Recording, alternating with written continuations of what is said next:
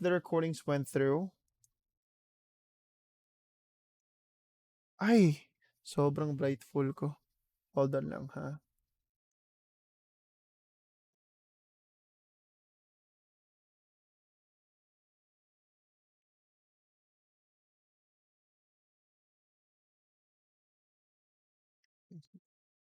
Hold on lang.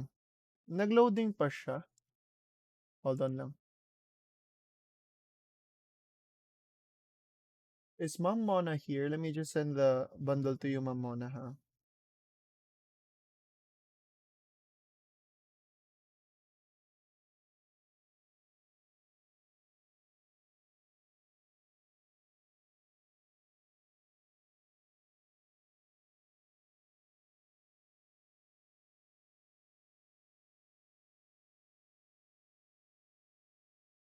So there's going to be a lot to talk about today. Nasend ko na siya. Sent na po, ma'am. Thank you. Thank you. All right.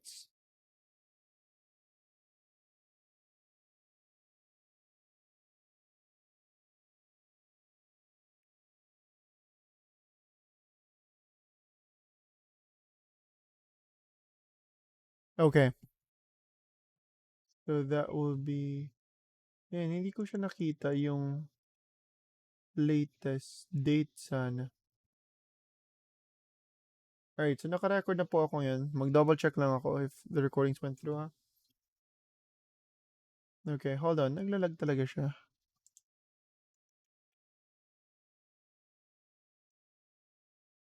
Ayan, ito yung hinahanap ko. There you go. So, no, mali. Sa pinakailalim pala siya ngayon. So, November 26, dapat siya yung nauna. And Premiere Pro. Alright, so the recordings went through, so it's good, it's fine. Welcome, everyone. Welcome to day 4 class. Actually, napakadami nating pag-usapan today. So, I hope that if you can let me explain the whole thing, it's a little bit longer today kasi. So, we will be discussing a lot of topics. Now, what are the topics we're going to discuss? We're going to discuss about colors, half screen, the black bars, blur effect, masking, speed section. We'll end with speed today. So, yung ilalagay po ba muna ay yung free bundle? Yes. Try to apply the 5 lots muna that we provided from the free bundle. So, you'll try with that. You'll start with that pa. So, Sir Dan, since marunong na kayo paano mag-import, so if you have other cube files, di ba, I guess you have the bundle. So, if makikita mo that if you have other lots, which is a cube file, alam mo na paano sila import, okay? Hindi mo lang sila ma-set as folders. It's in the drop down lang na creative. Kaya, good job for doing it. I hope that you'll do the same sa iba. Well, dapat gawin niyo siya para ma-import niyo po. Now, let me open Premiere Pro 24. So, start na tayo sa class. Good evening to all. Welcome. Thank you so much for joining even Sunday, ha? Meron pa kayong time mag-join po sa atin.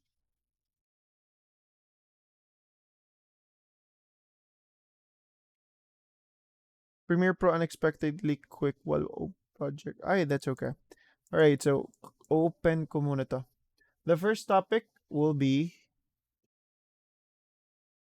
Ay, okay. No, cancel ko na lang. Siguro dahil siya kahapon. Di ba, remember yesterday, nag-delete tayo ng files. Actually, ngayon pa siya nag-take effect. Di ba, nalala niyo kahapon, nag-discuss ako ng media offline. Meron ako na-delete na files. Ngayon pa siya nag-take effect. Ito yung tinutukoy ko po. Kapag mag-open pala ulit ng Premiere Pro siya mag-take effect. So, try not to move your files to a different folder or try not to delete them po. Okay? Kasi lalabas siya as ganito.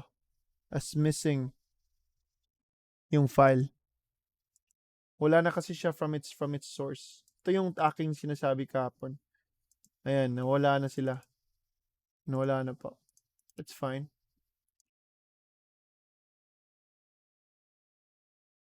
Okay. So let me start with colors. So if you have downloaded the day 4 materials, I'll give it to you again one more time. So these are just videos lang po na pwede natin gamitin for practice. So, pwede ko sila ma-download siguro all at once. Ilalagay ko siya sa batch 120 ko. Hold on.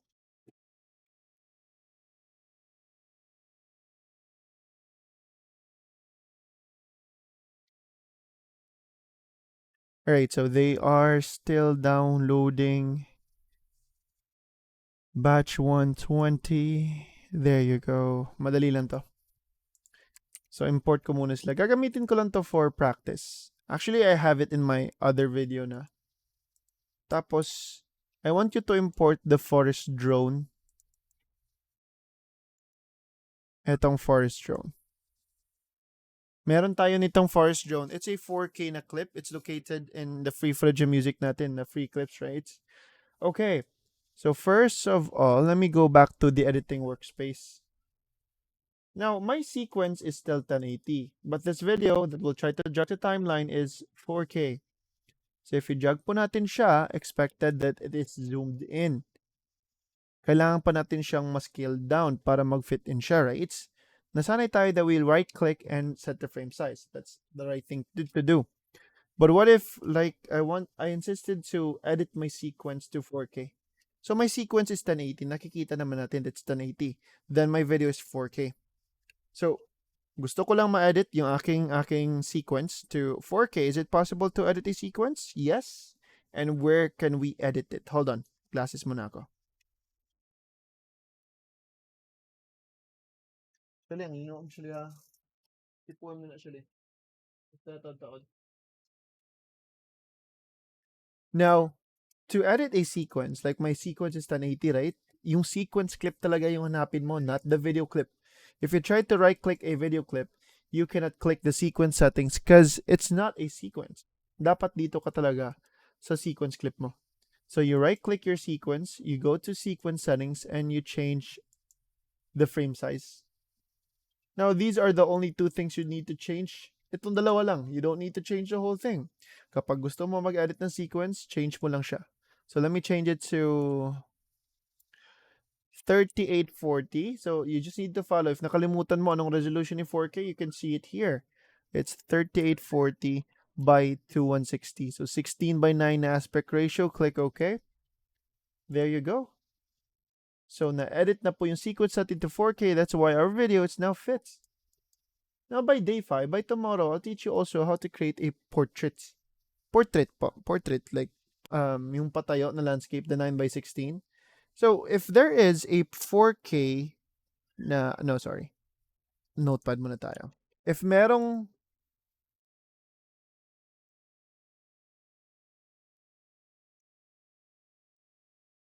if merong 4K na portraits, if merong 4K na portraits, meron ding 4K na landscape. Well, landscape yung ating ginagawa ngayon.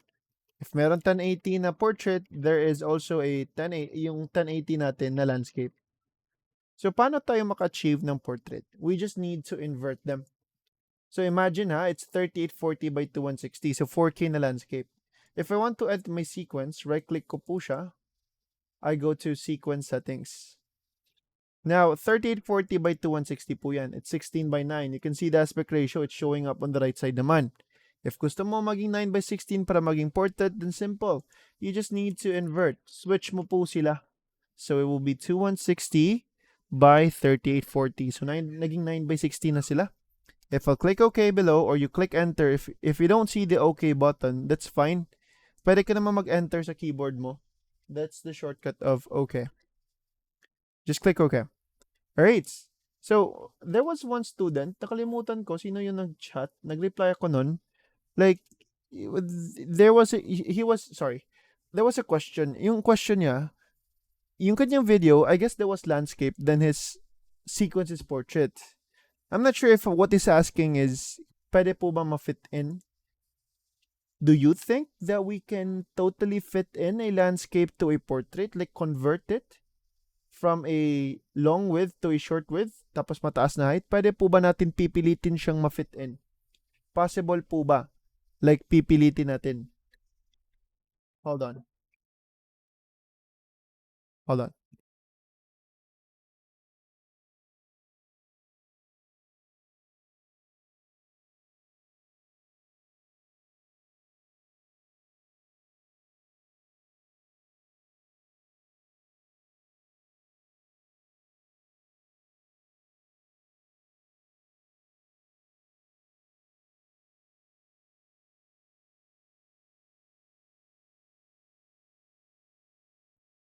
Alright.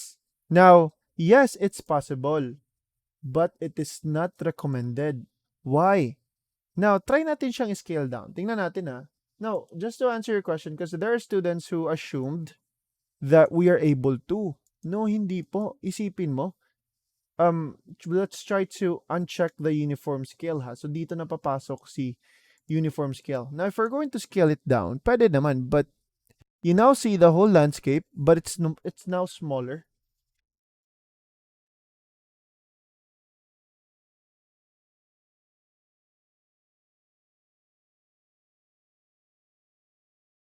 It is now smaller. Alright. Now, it will leave a large clearance on the top and bottom. Now, ulitin ko pa naman po siya, ma'am. Okay? Not done yet, actually. Wala pa tayo sa topic kasi. Now, listen. So, focus muna tayo dito. Alright. So, if gusto natin mag-scale down siya, now we see the whole landscape, but it will just be small. It doesn't fit in kasi. So, ang gagawin natin, wala tayong choice, but we need to scale up for us to see, like, for us to consume the whole space. You have seen a lot of landscape na videos and you've also seen it. So, let me just finish this one ha, if it's fine ha. Right, para maka-focus po ako. Now, maraming mga landscape videos that you have seen online, okay? That you have seen online na nakita nyo din siya as a portrait. So, what to expect? So, nangyari dito, makakrop talaga siya. So, we only see a part of it. We can see the whole clip. We need to sacrifice the side, like yung left and right part nila. We cannot see the whole thing kasi.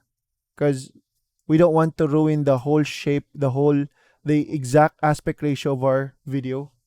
Kasi if you want to uncheck the uniform scale, so itong uncheck uniform scale, they're now separated si height and width. So si width, pwede mo na siyang ma-decrease by its own.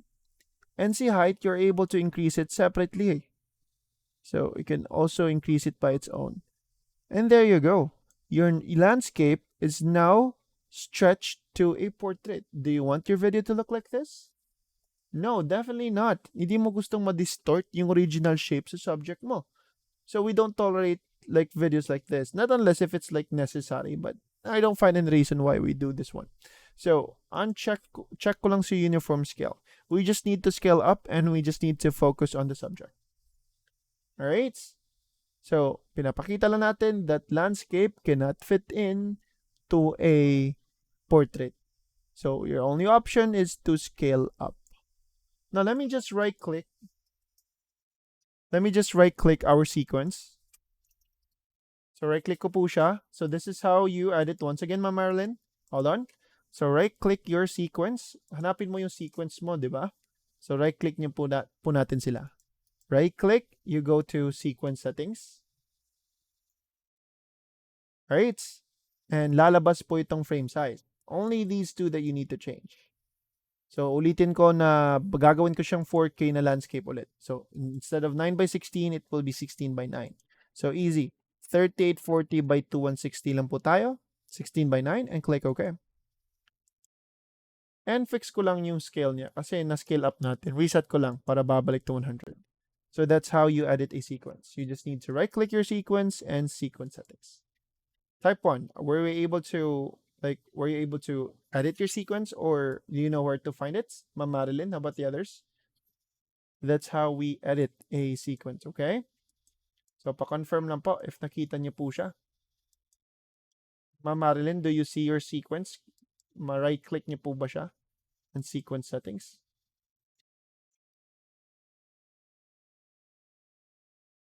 If gusto mo ulit na babalik siya, ano po ilalagay?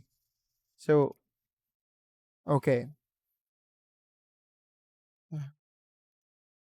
Wait lang ha. Ulitin ko. Okay, one more time. Please focus, guys. The sequence is 1080, right? At first. Our video is 4K. The answer is already here. So, our video is 4K. We tried to fit it into our sequence na 1080. So, it doesn't fit. What you usually do is we right-click and set the frame size. But no. If you want to edit your sequence, Why not edit? Actually, ulitin ko pa to bukas. This is not the actual topic pa. Pinapakita ko lang yung glimpse. Now, 4K yung ating clip, di ba? It doesn't fit into our sequence. So what if we want to edit our sequence to 4K? How do we edit a sequence? Especially its resolution. Right-click ka lang sa sequence nyo. You go to sequence settings. And you change it to, all you need to change is the frame size, 3840 by 2160. So 16 by 9 aspect ratio pa rin siya. So it's landscape, but 4K na. Click OK, then you're good. You don't need to be confused, guys, because I've taught you about how to identify the resolutions, right? So this is the 4K, this is the 1080. So tell me if you're good. I want you to catch up later on. So type 1, ma'am. I'm not sure. Nakuha mo po ba siya, Ma'am Marilyn? Now, I'm still going to repeat it tomorrow naman. Tomorrow yung actual portrait na class. So, guys, pa-confirm lang. Do you know how to edit your sequence already? Joseph, how about Ma'am Marilyn? Were you here po yesterday, ma'am? Mukhang andito ka kahapon, di ba? Sa day 3. Naka-join ka pa sa day 3? Like the whole day 3? Or nakita po bang... Okay, I'm not sure. Guys, whenever you ask help, please respond to me so that we can save time. Okay? Naghihintay kasi ako sa student who ask help. Tapos kasi hindi naman maganda if mag-proceed ako, right? Without your confirmation na nakuha niyo. So, much better if you need help, if you ask help, respond to me kung anong status pa. Okay? Or okay. No, that's okay. That's okay. That's okay. But it's all for you guys. Para later on, we can save time. So, ma'am, nakuha mo po ba? Or wala? Pa-confirm daw. Ganito na lang. I want you to, much better, no? If you'll watch it in the recordings first.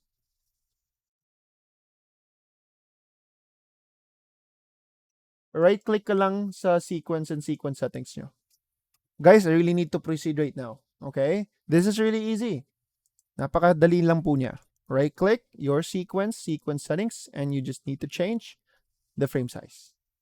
Anong frame size sa gusto mo? 4K, di ba? You know what is the 4K resolution. So you type it here.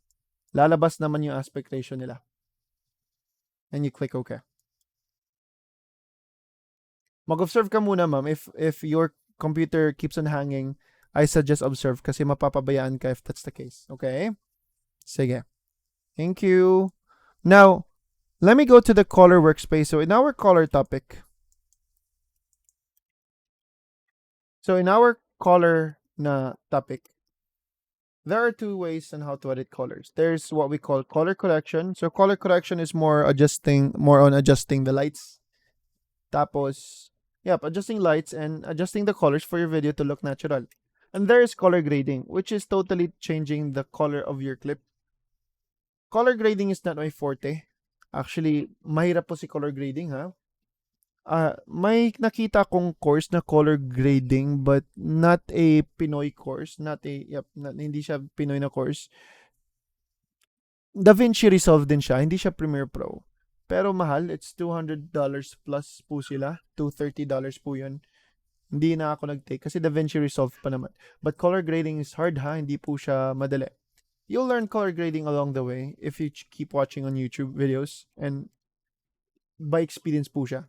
But in our class, I'm just going to teach you color correction, basic color grade, basic na basic lang, and how to use a LUT. Now, let me go to the color workspace. So since I'm talking about colors, we need to go to the color workspace na po. Now here, in the color workspace, right? So if you're here in the color workspace, lalabas na po itong ating lumetri color. So, para malaman ko, Ma'am Marilyn, are you trying to follow right now? Or mag-observe ko muna? Ano sa tingin mo?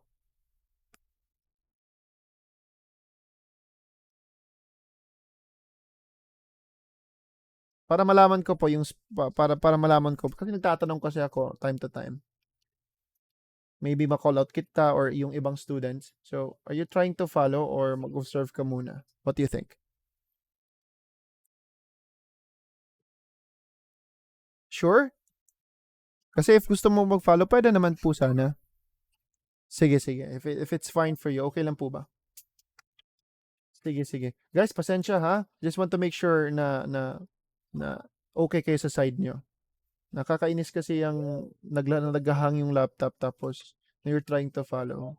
So I understand. Thank you din sa pag-understand dito. Now, yeah, sa inyong end, nakakainis sa end nyo if you keep on, like, you try to follow tapos naghahang sa end nyo. So I just want to make sure na okay kayo.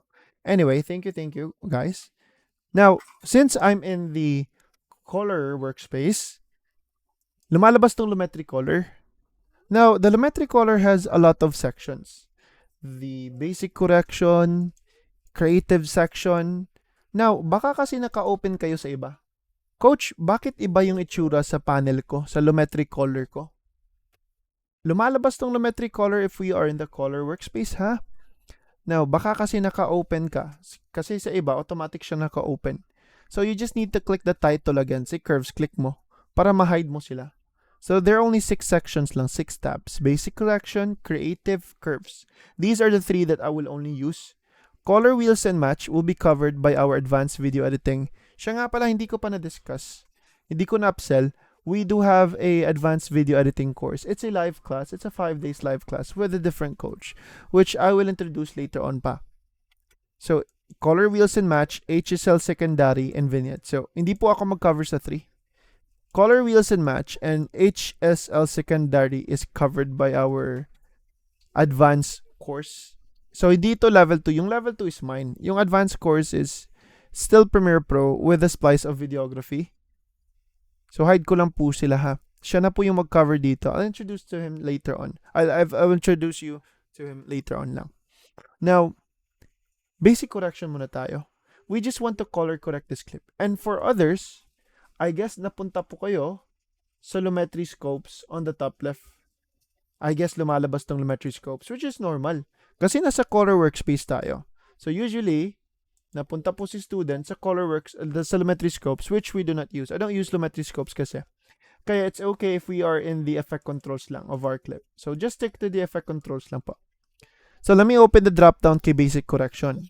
This is where we color correct the clip for it to look natural. The video looks dull. Gusto ko siyang bubuhayin. Now, click natin yung drop down. We see here LUT, input LUT, LUT. I've been talking about LUT since yesterday. So ano po ba pala yan si LUT? LUT stands for lookup table, which stands for, or which is what we call colored filter or ready-made colored presets. So ready-made na siya na colored presets. So ready-made na po siya na colored ready-made na po siya na colored preset or colored preset na, right? So whenever I say LUT, I'm referring to a color preset or a filter. Yung ready-made na. So there are LUTs already inside kay Premiere Pro sa basic correction. Click ko yung drop down. So pwede po natin mapili sila Alexa, Amir, Array. There are lots of them, but if we don't want to use them, why not just go back to none and color correct this in our own? Now, there are only few things that I change here.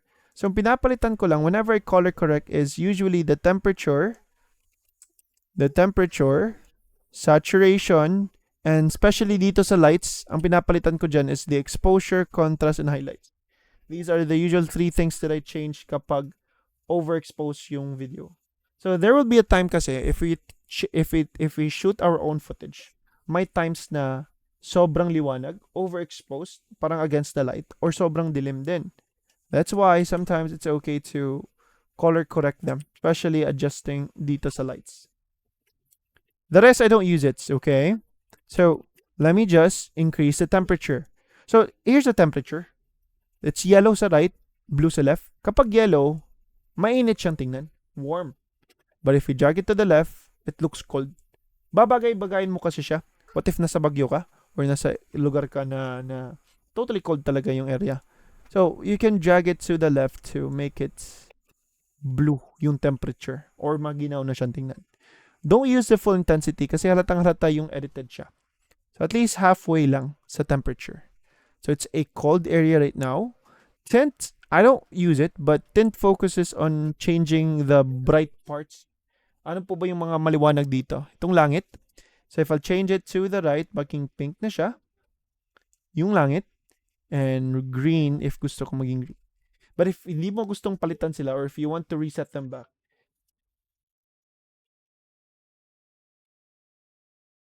so instead of clicking undo, you don't need to click undo para babalik siya to 0, ha? Double click ka lang. Nasuyop.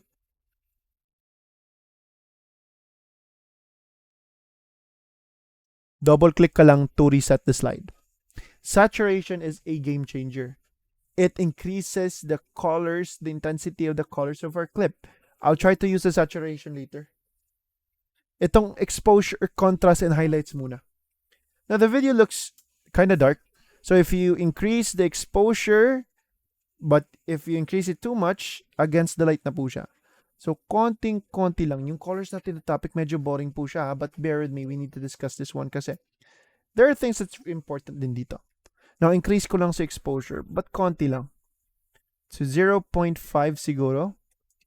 Contrast will focus on increasing the dark parts. Increasing the contrast, tingnan mo, mas emphasize na yung shadows ngayon. Mas naging dark pa sila. But if you decrease the contrast, dark becomes gray. Naging malabnaw na yung shadow. It's good to decrease contrast for cinematic films. Okay? But gusto ko lang ma-increase yung contrast right now para mas emphasize ang shadows. Pero konti lang, mga negative, not negative, 16, nag-add tayo ng 16. Highlights will focus on increasing the brightness of the bright parts, yung langit. It's not the same with exposure. So if you increase the highlights, it's not the same with exposure na sobrang bright, di ba? Mag-focus na siya sa pag-increase ng bright parts, like sa brightness natin, dito sa sky. If we decrease it, not totally dark, nawawala lang yung lights dito sa sky. So, pwede kong ma-increase siya. But if I increase it, I will lose the preview dito sa likod. Hindi masyadong klaro kasi naging maliwanag na yung fog. So, pwede ko siyang ma-decrease po. See highlights. And lastly, the game changer is the saturation. So, if we try to increase the saturation right now, if we try to saturate it, it will enhance the colors of our clip. Like green will be greenier, mas maging green pa siya. Blue, mas maging blue pa. So, kung anong colors nandyan sa ating video, mas mag-enhance pa yung color if we try to saturate them. But do not saturate too much kasi halatang halata yung video na saturated. If you're going to saturate a person, kapag tao, yung skin tone po natin, mas magiging red po sila. So, try not to saturate too much. Now, how about decreasing the saturation? Decreasing it, which we call desaturate, will lose the colors of our clip. So, it's just black and white left. So, increase ko lang ulit si saturation, but slightly. Siguro mga 150, halfway pa rin. So, let me try to compare it to the original color. So, pwede ko siyang ma-uncheck to hide the basic correction changes. Pwede ko siya ma-uncheck to hide it. And pwede ko din siyang, this is the original color versus what we have did. Now, pwede ko din to ma-reset. So, if you want to reset it, pwede mo siya ma-reset on the top right. And if you'll notice, if pupunta ka sa effect controls ng clip mo, may effects na nadagdag. So, if nasanay tayo that we only have motion, opacity, and time remapping, there's another effect that's been added, lumetri color. Editing, sequence sabi kay work ako. Now,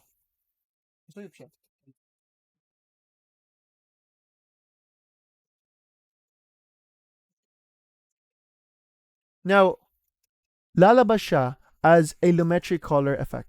Changing the color is still effect. Kaya mag-trigger siya as a new effect. It's named lumetri color. Okay? So, pwede ko siya ma-reset from here or pwede ko siya ma-reset from the lumetri color. So, either way lang. Pwede ko mag-reset dito. So they will go back to 0 like all of them. Kasi i-reset ko naman talaga siya kasi para ma-discuss natin yung ibang sections.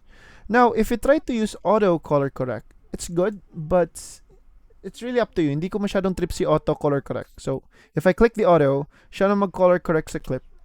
It's also good actually, si auto color correct, but pwede ka naman mag-color correct sa sarili mo. So, reset ko lang po siya. Or if I'll click undo, i-compare ko siya nung kanina sa nagawa natin. We know that the video is edit. We know, like, if iba yung tumingin sa video, akala nila na normal or raw yung footage. Pero edited na pala yung kanilang colors. So, pwede kayo mag-color correct sa inyong videos if it looks dull. Now, uncheck or reset ko muna siya. So, that's it for our basic correction, but we will go back to this later on. Kasi we will try to use a color grade. Tapos, babalik tayo dito to adjust the lightings. So, hide ko lang si basic correction. Let me proceed to creative section. Pangalawa. Now, dito sa creative section, actually, I have LUTs already. So, paano po ba natin ma-import itong mga LUTs? Okay. Now, before sa mga third-party LUTs, let me just save my Premiere Pro ha. Delete ko muna siya para mapakita ko sa inyo how it works.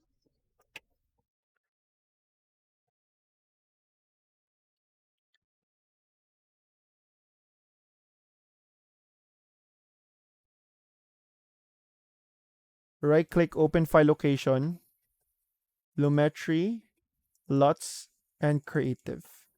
Hold on, let me just delete them. Do this for all current items and continue. Gagawin niyo to mamaya. Hold on. Once I'll open Premiere Pro once again, kailangan kasi siya ma-relaunch every time mag-import or mag-delete ka. So if I'll visit back again my creative section, wala na po yung mga 4E na LUTs.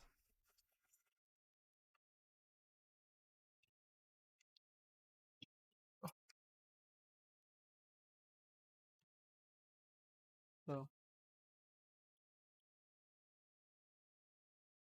mabilis, di mo saba, be. Now, okay. So, actually, it's already gone. So if you'll check it right now po, wala na po sila, no? So if you'll go to your creative section right now, for those who did not import their LUTs yet, makikita mo na ang unang LUTs makikita mo dyan that's already inside Premiere Pro starts with Science Space. You have Fuji. You also have the others. So pwede kayo makatry. But there's only one LUT that I like from all of them. And that is si Fuji Eterna 250D Kodak 2395. This one is a good one.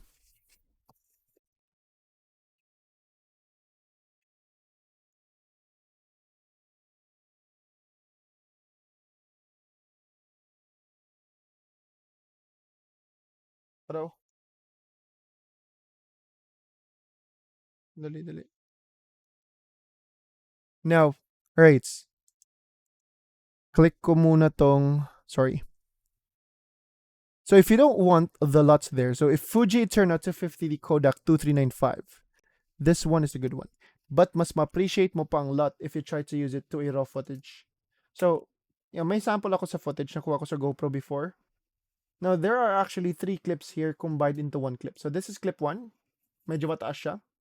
Nasa mga 20 seconds plus po siya. This is clip 2. And we also have clip 3. So 3 different footages in one clip. Etong clip 3 po yung import ko. So click ko muna. Ay, wala siyang audio, okay? Drag ko muna yung video.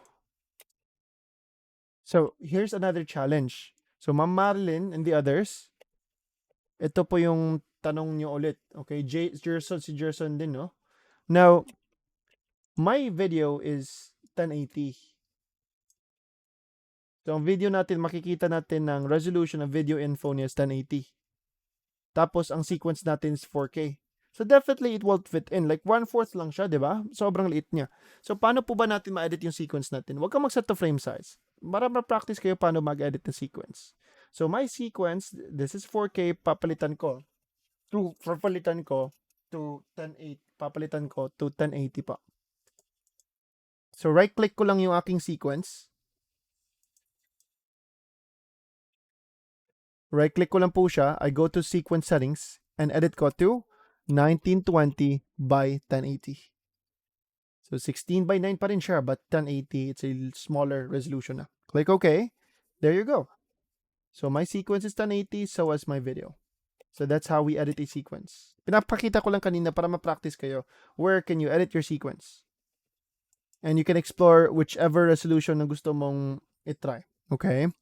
Now, moving on, here's my video clip. So if I try to use these LUTs, SignSpace or Fuji Eterna 250D Kodak 2395, this one is a good one. If you try to compare, di ba may pagbabago siya, maganda siya tingnan. But what if I try to use the LUTs provided by the free bundle? If pupunta kayo sa free bundle, hold on.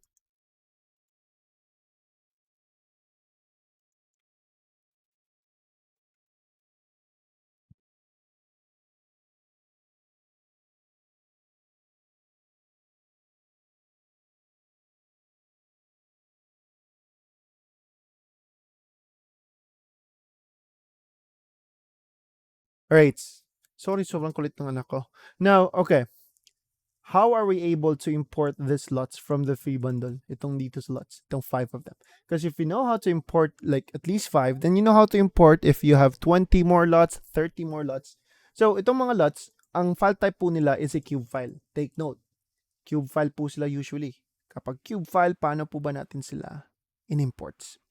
Actually, there are 2 ways on how to import them. Buti na lang may notepad ako dito na save.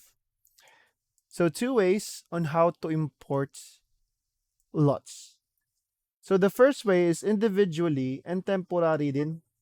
Ito yung pinaka-easiest. And it's per clip lang. And it's only per clip lang talaga. So, individual siya, tapos temporary din. Now, I have the free bundle rates.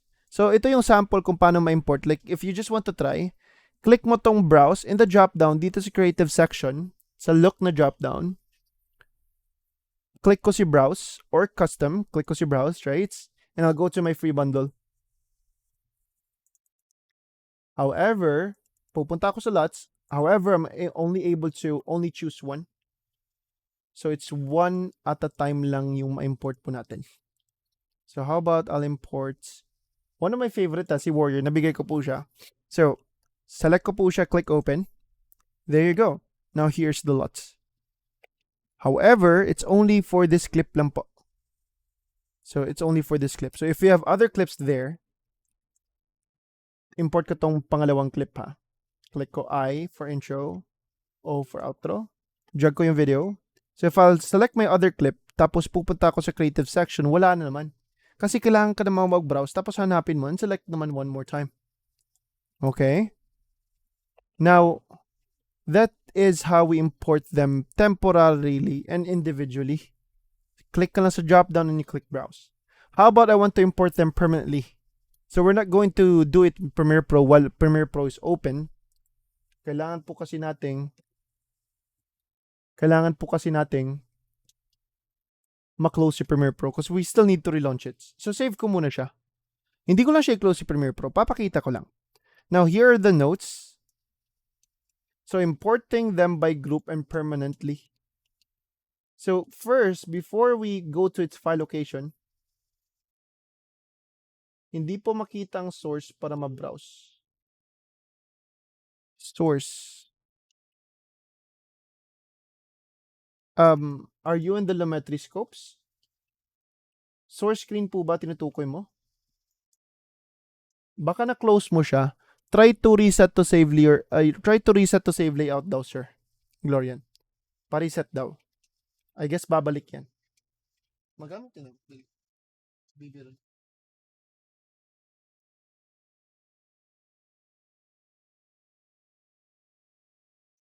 So try to reset to save layout daw, sir. Sabihan mo ko if nakita mo siya. Okay? Or if you're in Lumetri scopes, baka andyan lang si source screen, nakatago lang. Okay? Or you click your 2 arrows. Much better yung screenshot na lang para madali. Okay. Where's your source? Here's your source, right? You need to click your source po. Ito yung sinasabi ko kanina na automatically nasa Lumetri scopes kayo. So since naturuan ko po kayo how to identify the source, right? You need to click it. It's a panel kasi. Source screen, effect controls, right? Lumetri scopes, actually I don't use it, but let's just keep it there. No.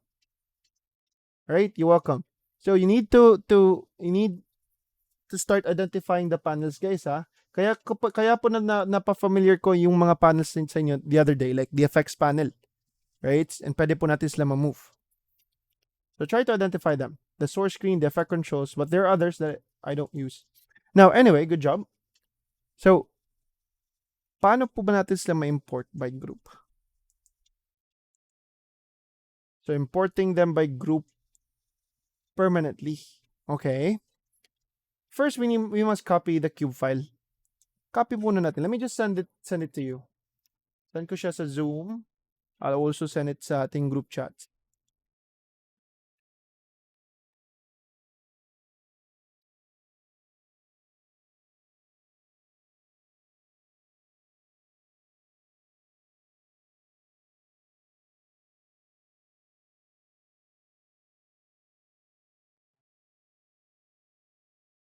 Alright, hold on lang. Now, nasend ko na siya sa group chat, right? Notepad muna tayo. First, we must copy the cube file first. Punta muna ako sa free bundle. Nasaan po ba yung free bundle ka? Batch 120, there you go. Now, copy ko muna sila. So, select, right-click, copy. Now, where can I paste it? This is where you need to paste it. Yung nasend ko sa inyo. So, especially if you're a Windows user, you must right-click your Premiere Pro, open file location, and once we are inside the file location of our Premiere, then we must find the folder named Lumetri, LUTs, and Creative. Once inside the Creative folder, we will now paste the LUTs inside the Creative folder. So, yung aking Premiere Pro, it's in the taskbar. Wala siya sa desktop. Yung aking 24. So, right-click ko muna siya. Open file location. Right-click ha, hindi left-click. Right-click, open file location. Now, there you go. Nasa shortcut pa ako sa 24. Kailangan ko pa siyang ma-right-click ulit. Then, open file location. If sa desktop ka, like sa desktop, what I mean is sa ating home screen, isang beses lang. But if sa taskbar ka, nag-open file, wala ka pa sa location, actually, nasa shortcut ka pa. So, right-click once again and open file location. So, dalawang beses ako nag-open file location. So, now I'm really inside Premiere Pro's file location na sa aking 24. So, once nasa loob ka na, ang first folder that you need to find is the Lumetri folder. So, Lumetri. Next to it, LUTs. Next to LUTs is Creative. Tapos, nakikita mo dito sa Creative, this is ScienceSpace, Fuji, right? These were the LUTs inside the Creative section. So, right-click and paste ko lang po siya. Or Control-V to paste. Lalabas tong access denied, it's fine. Check, do this for all current items and click continue. And there you go. So, it's now pasted inside my Creative section. So, if I go back to my Creative tab, then I click the drop-down. So, my Creative section. Tapos dito sa look na drop-down. Why is it that I cannot see them right now? So, what should I need to do first? Bakit po ba hindi ko sa makikita? Because we need to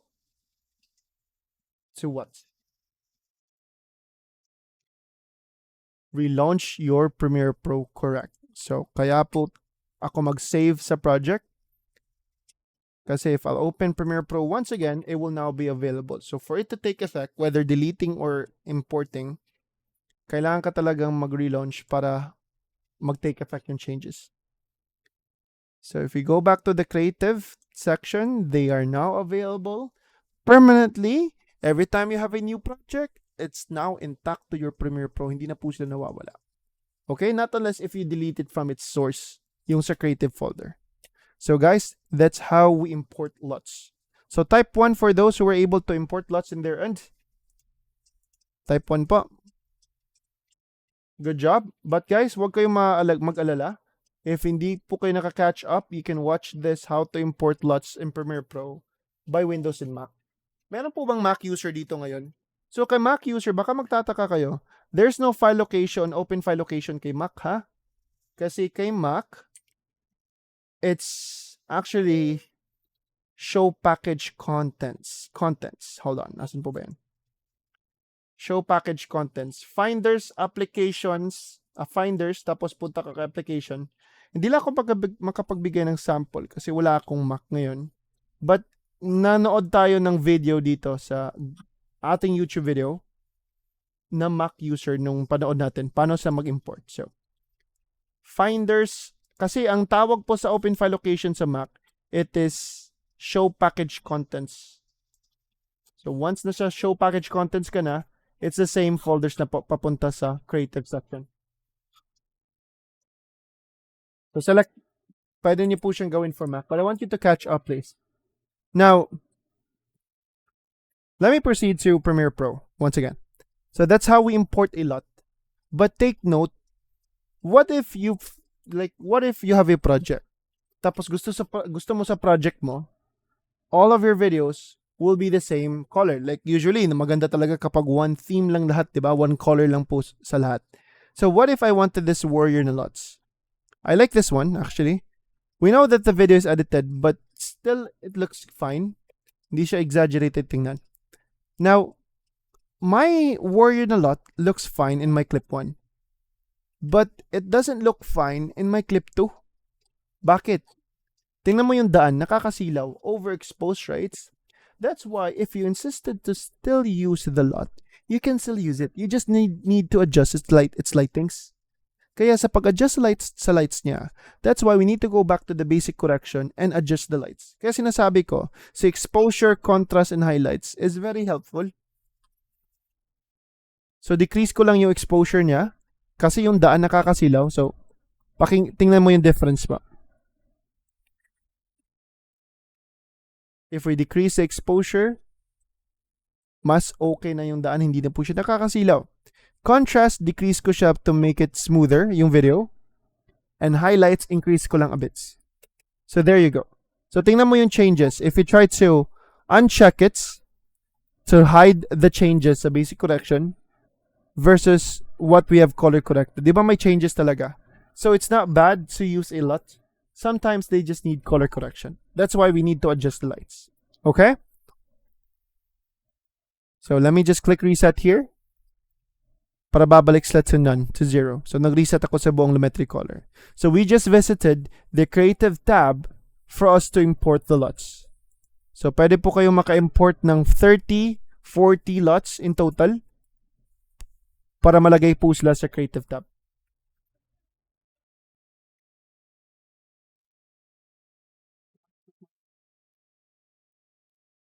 Now let me just go back to none. Alright. So guys, we just visited the creative section to import the lot. Now, how about for the adjustments below? The one who will discuss the adjustments, sharpness, vibrance, saturation, and the tint wheels will be our advanced video editing coach. So, upsell ko po siya mamaya. Papakita ko anong mga outline, anong mga topics that you'll discuss from him. But later on, let me just hide the creative tab. Let me proceed to the curves tab. So here, in the curves tab, this is one of my favorite. We're able to choose a color that we can edit kasi. Now, in the curves tab, click natin yung curve section. I'll jump over to the hue, saturation, curves. Now, there are only two things that we only need to change here. So, hue, saturation, curves, we got the hue versus saturation and hue versus hue. So, itong si hue versus sat, this will focus on saturation. Now, you see this curve? There are many ways on how to use this curve. Okay? But I have my own way then. Now, nakita mo tong curve or this line, okay? If you try to drag it up, just try to drag it up. If I drag it up, itong hue versus sat, na-drag ko siya, it's saturating the whole clip. If I drag it down, it will desaturate the whole clip. So it's just like a saturation, sa basic correction. So what's the point? Now, the good thing about this, reset ko muna siya ha. Like how about dito tayo clip 2? The good thing about this hue versus sat is we're able to saturate a specific color or desaturate a specific color. So pwede tayo makapili ng isang color that we can saturate or desaturate alone. Now, what if I wanted to make this yellow solid line much ano ba tawag? Mas orange. I'm not sure if this is yellow or orange. Gusto ko na mas maging makapal pa yung color niya. Okay? Now, how can I identify this color? So in the hue versus hat, you see this eyedropper, or people call this color picker. So if you click that kasi, it will identify the colors that you will select from your screen. So which is the color you wish to edit or to identify? Yung yellow solid line. So click ko lang po siya. The curve will identify the color that we selected. So there are 3 lines. It's in between yellow and red. So it's orange sa gitna. So if I try to drag this middle point up, it will saturate the entire clip. It will saturate the yellow parts in this clip. So kung mga yellow or orange na related dito, they will also enhance their saturation. So the road sign will be mas yellow pa sila, and also the solid line. Or ibang yellows po dyan, mas mag-emphasize pa sila. If I try to drag this middle point down, it will lose its colors. So nag-desaturate sila. Not totally lahat, but mostly mga orange dito, mag-desaturate po sila. So are we able to choose more than one color? Possible po ba na mag-choose ako ng red? Gusto ko ma-desaturate si red. Possible po ba? Yes. So you still need to use color picker. You click this red and the line will show up another 3 points. You don't need to locate the middle point. Ang gagawin mo, hahanapin mo anong point dito that's related to the color you selected. So red, di ba? So hanapin mo yung dalawang red. Actually, dalawang red po ito. Magkalapit sila na red. I'll just try to drag them down to desaturate them. Okay? So it's gone. Nakikita mo? And itong natirang orange pa, para totally mawawala yung orange, I'll just drag this remaining orange down. So reds and orange are all gone. Or yellow. Actually, may yellow pa natira, but they're not yellow. They're somewhat orange kasi. So, pwede po tayo maka-desaturate in a specific color. Hindi lahat ng colors present dito. So, malalaman mo yung colors available. Pink, blue, sky blue, or which we call teal or cyan. Cyan po ba? Or cyan, I'm not sure. Let me call it teal. Green and yellow. Hindi complete lang lahat. Like, walang brown, hindi complete lang lahat pa. Now, let me just double click. If you want to reset it back, pwede ka mag-double click sa curve para ma-reset po siya.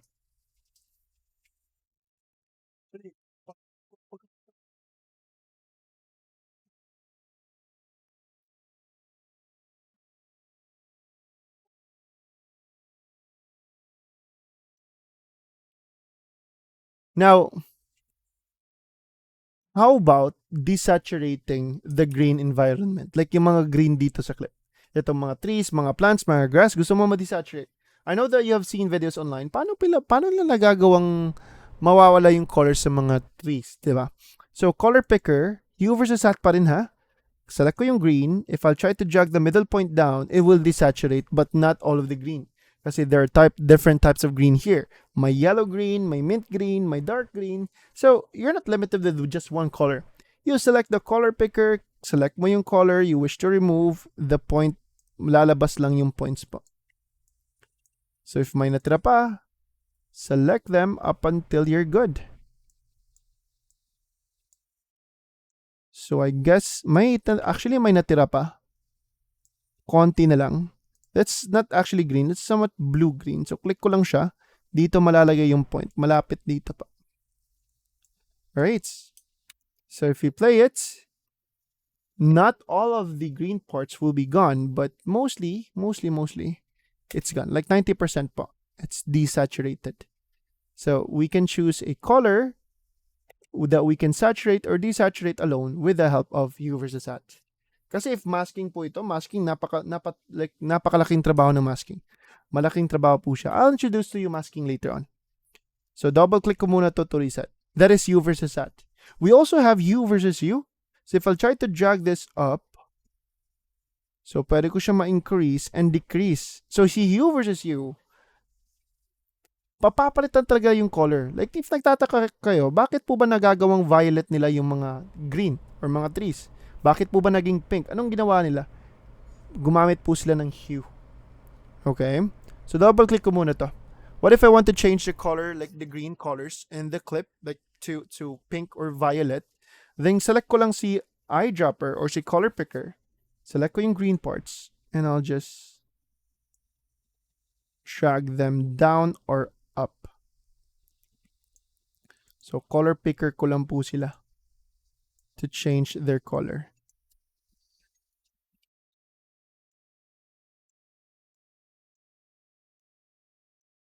So pwede po natin mapapalitan. Not entirely that they will be all gone, but mostly lang talaga. Hindi lang complete lahat. There you go. So I guess this is what they did with the video of Shantido. May nakita mo yung kanta ni Shantido. Pakita ko lang. Ito yung behind the scene. Pakita ko muna yung behind the scene nila. Shanty Dope na kanta behind the scene. Hold on, may sample kasi doon. Gusto ko mapakita sana. Ito, pala. Ayan, nakita mo yung trees. Talagang green po yan, no? Pero ginawa nilang from green, okay, to this. But they did not do any masking here kasi if gumawa sila ng masking dito, matrabaho yung masking na parts. So, matrabaho yung masking. So, this is the actual video niya. Shanty Dope na kanta. So, hindi sila gumamit ng masking dito, I guess. Kasi if nakikita mo, lahat ng trees, hindi naging pink. Kasi if gusto nyo talaga maging pink talaga lahat if naggamit ng masking. But no. Do you think it's the same way we did here? Do you think this is what they did also? So, napakalaking factor din ng area sa na shoot sa clip or saan po ba na shot yung clip. Kasi if gusto mo maging pink, then dapat walang ibang colors po dyan na mag-contradict sa pink. Para hindi lahat talaga na hindi may iba kasi na parang ano man tawag doon. Hindi ko na alam yung word sa Tagalog. But anyway, so if nagmasking po kasi sila dito, magaling yung editor dito ha. Now, if nagmasking po kasi sila, matrabaho na. Like, you're going to mask him frame by frame every time he moves, his hands, everything. Okay? And it takes a lot of work po. But here, I guess this is what they did. I guess lang ha. Gumamit po sila ng, I'm not sure anong software po ginamit nila, but namimig po natin. So, you can try to use hue versus hue to change the colors of the trees to pink or green. Gawin mo green siya or gawin mong violet. So that is our topic with hue versus hue. Double-click ko muna to resets. Now, since na-discuss ko siya, maganda sana if may sample ako dito. Wala kasi akong sample. Hold on, maghanap ako ng sample muna. Hold on lang ha.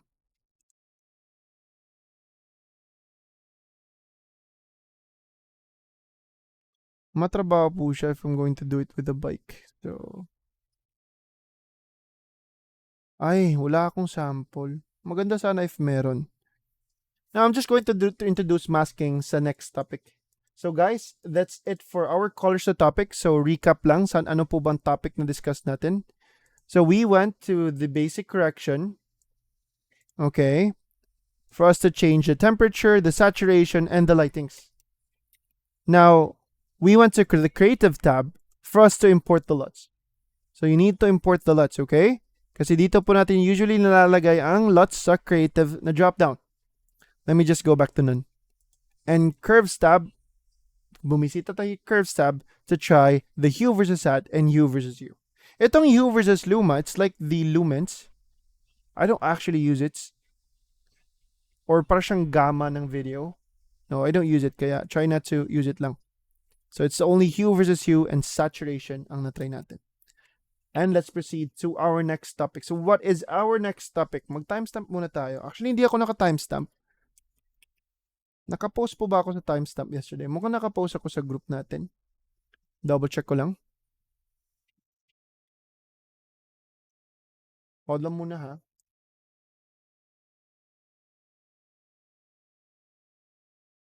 Hala?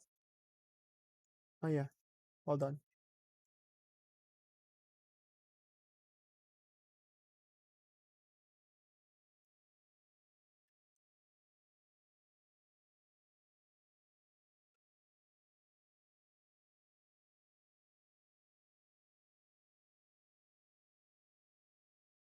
Okay. Na-hide ko lang. Alright. Is this correct? Creative, it's already here. Yes, you did a good job. Yes po, Lee. Yes po, Lee. And relaunch Premiere Pro lang. So you have imported the LUTs from the bundle, di ba? Sa graphics media bundle. Is Lee here? Mukhang wala si sir. Alright. Good job po. Now, let me go back to the editing workspace. Okay. And let's discuss a new topic. Timestamp muna tayo, ha? Nag-start ako kanina dito. There was... Actually, nag-timestamp ako. Pero day 5, hold on. Mukhang wala pa.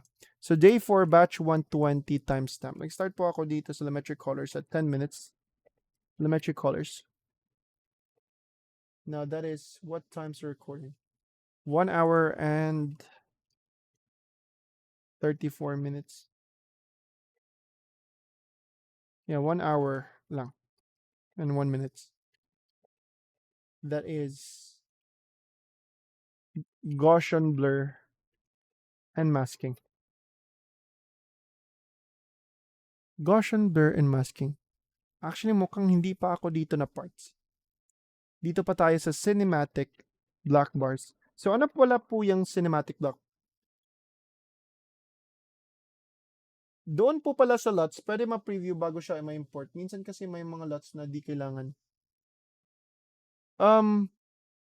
Paano mag-delete ng LUTs? You need to delete it from its source. Saan po ba siya nalagay na folder? Sa creative tab pa rin po. So, sa kanyang file location talaga pa rin. Kung saan mo siya na-import, saan mo siya doon po din po siya i-delete po, sir. Hindi kasi siya ma-delete from here. If nakikita mo, we can click anything from the creative tab. Hindi mo siya ma-right click or ma-click pa. So, doon talaga sa file location, ha? Doon talaga. Now, going back here, I want you to import the Mom Angel na video clip. Hindi pa si Mom Angel pala. Cinematic black bars pa tayo. Cinematic black bars. Okay, ano po ba yan? That's the half screen style. Let me show you a sample. Or let me just show you a sample right now on what we'll try to do, ha? Drag ko muna yung clip. At least 4 seconds each na interval nila. Hold on.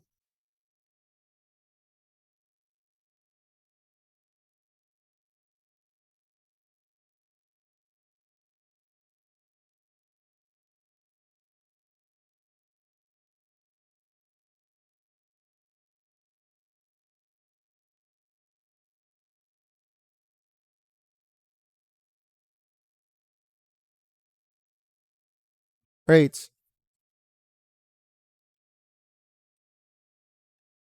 Now, I have 3 clips here and 4 seconds each lang yung duration nila. For some reason, 4 seconds lang. Now, gusto kong maglagay dito ng black bars. Actually, before ko siya ituturo, let me show you a glimpse para mas madali. Ito po yung gusto kong gawin. So we need to go back to the editing workspace, ha? So kindly go back in the editing workspace in advance. So maglalagay po ako ng black bars, which I will also animate them today. So animate po natin sila ngayon.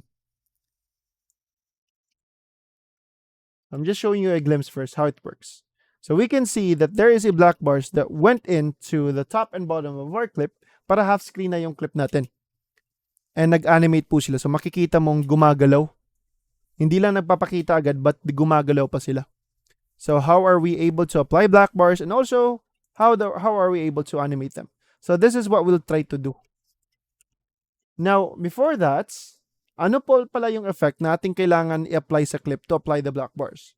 The name of that effect is the crop effect. The crop effect is found in the effects panel. So para ma-apply yung half screen style, para cinematic talaga yung clip, we need that, right? Para cinematic yung feel sa clip. We always have that half screen. If napapansin mo sa movies, sometimes they try to put half screen sa mga epic na scenes, especially in fight scenes or if the scene is really epic. It's in anime or kahit sa mga regular movies or cartoons, makikita mo that they apply black bars kapag epic na sila. Right? Maganda kasi tingnan if naka half screen. Now, to apply that black bars on the top and bottom, talagang crop gagamitin natin because we need to crop the top and bottom. So, kindly go to your effects panel. Effects panel, you know where to find the effects panel, right? And search lang po ako dito kay effects panel, crop. Actually, makikita niyo po siya. Drag and drop ko lang si crop effect to my clip 1. Expand ko muna yung height ni clip 1. So, I'm in the effect controls of my clip 1. Mamaya, may madadagdag dito na effect, which is the crop effect. So, si crop effect, kailangan mo siyang hanapin. We all have the crop effect. Nasa effects nga lang. Kailangan mo pa siyang ma-drag and drop ang crop effect to your clip. So, the crop effect is inside my clip na. We are inside the effect controls of my first clip. So, wala pa na crop dyan sa clip. Because, yep, obviously, if you'll check the crop, if you'll check the value, they're all still 0. Not unless if we try to increase them one by one. Like, si left, top, right, bottom, if we'll try to increase them, so makikita mo that we're cropping the left, we're cropping the top, rights, and bottom. So literally, makap talaga yung 4 sides. And also, you're able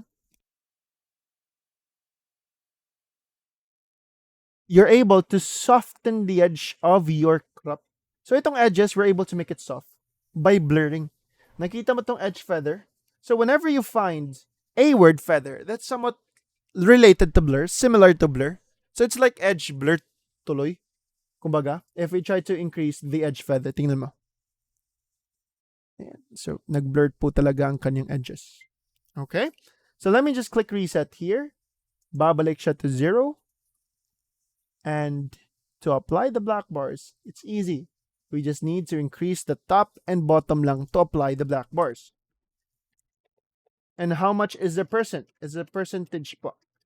It depends. Either you use that starts at 10 up until 15%. I'll just choose siguro 12% sa top sa aking end. So 12% sa top and 12% sa bottom.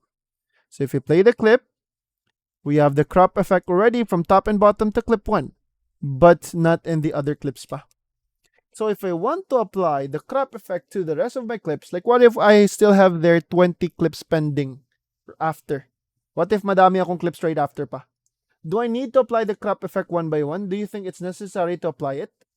Pwede naman, but not necessary. There are other ways on how to make it faster. So let me show you how to copy-paste an effect first. So itong effect ni layer or ni clip 1, gusto ko ma-copy itong si crop effect and I paste it to the other clips. Paano po ba? Usually what we do is we select the clip, we right-click the clip, and we copy. Tapos, we select the other clips, and we click Ctrl-V to paste. So, mangyayari po, na-paste yung buong clip, di ba? Kasi nag-Ctrl-V to paste tayo. We don't copy-paste an effect like that. So, let me just click undo. Mag-Karnak muna tayo. Kaya pala may kulang. Wala palang Karnak. Hold on. Okay.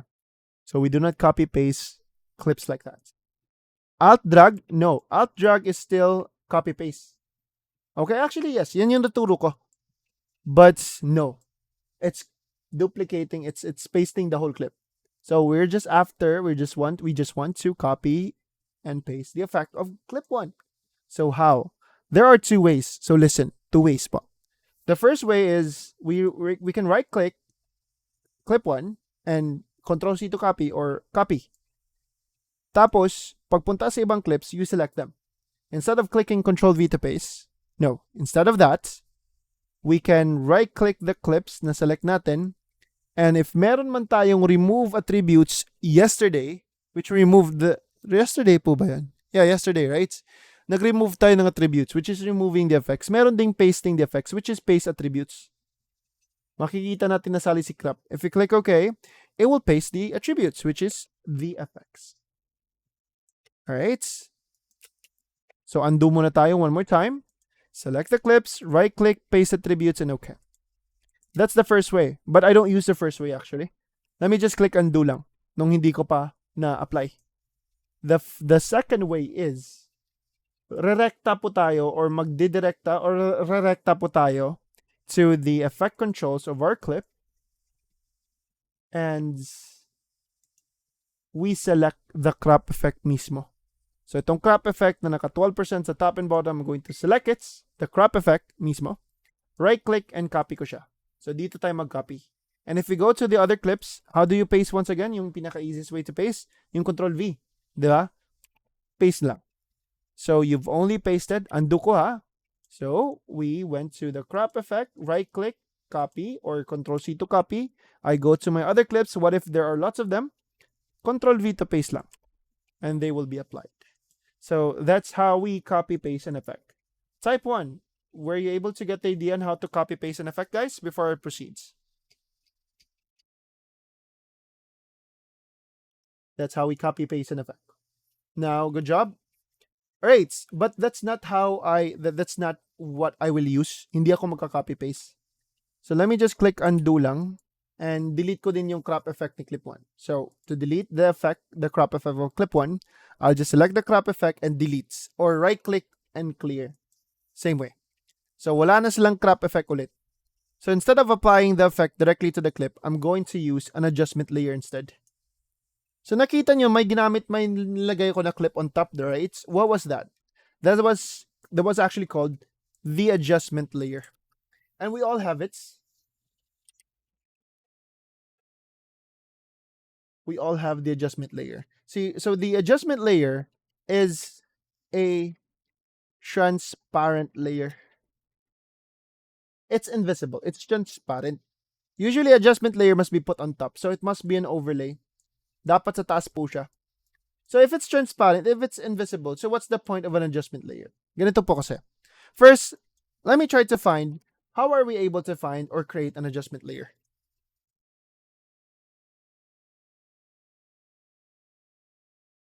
Now, how are we able to create an adjustment layer?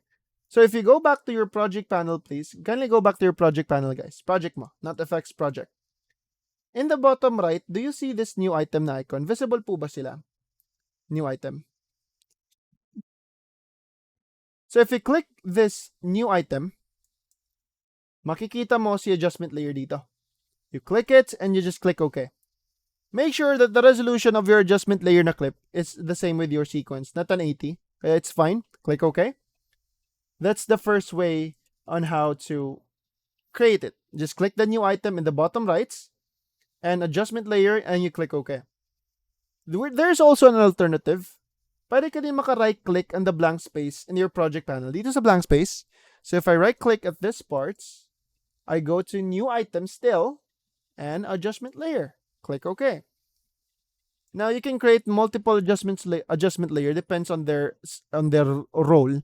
But let's just create one as of now. Let's understand what is an adjustment layer and why do we need it.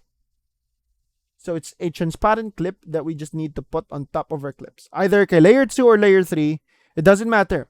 Anything below it will be affected by its effect. So wala kang makikita kay adjustment layer because once again, it's transparent, right? And it's expandable. You can duplicate it also. But we will not create a lot of adjustment layers. Just only one lang. Now, itong adjustment layer po, instead of applying the crop effect back to the effects panel, instead of applying the crop effect to our clip 1, hindi ko siya ilalagay sa clip na. Irerekta ko na siya kay adjustment layer. So I'm going to apply the crop effect. So we are in the effect controls of our adjustment layer na clip. So drag and drop ko lang si crop effect dito. And if I'll increase the top to 12 and bottom to 12, you can see na automatic pong affected yung ating clip 1.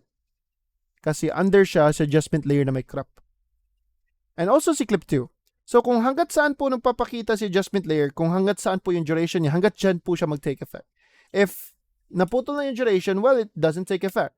You must expand it if you want to have a lot of clips to be affected below. So if gusto mo maraming clips affected sa effect, then why not just use an adjustment layer for it to be clean?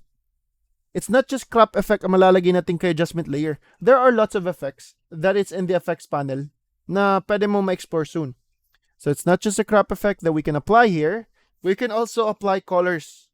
So naisip nyo po ba, paano po ba if maglalagay ako ng mga LUTs to my clips. Are we going to, or am I going to apply the LUTs one by one per clip? Pwede naman, but not necessary. That's why we can apply the LUT directly to the adjustment layer. So it's not just a crop that we can put here and just a single adjustment layer.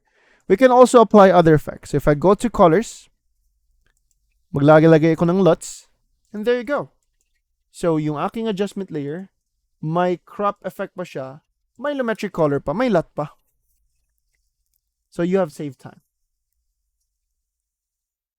Guys, don't hesitate to ask, please.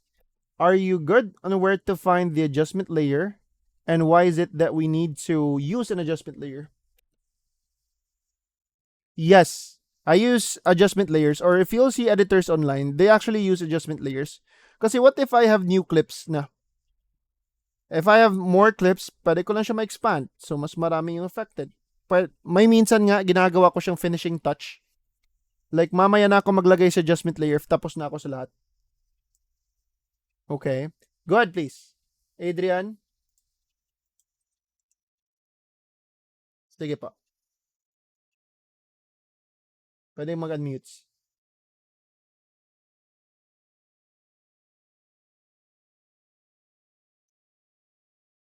Pwede po kayo mag-unmutes if gusto nyo. Or type. Either way.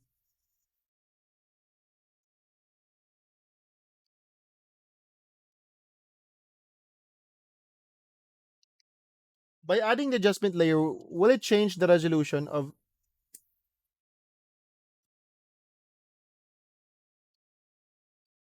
Will it change the resolution of the sequence?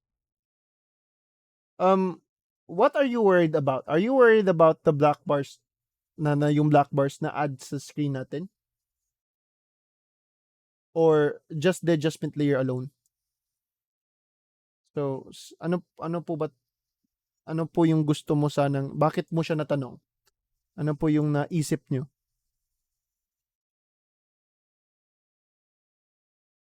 So, nothing's changed with the resolution of our clip. Our clip is 1920 by 1080 pa rin. If you mean, nag-a-affect po ba itong black bars sa screen natin?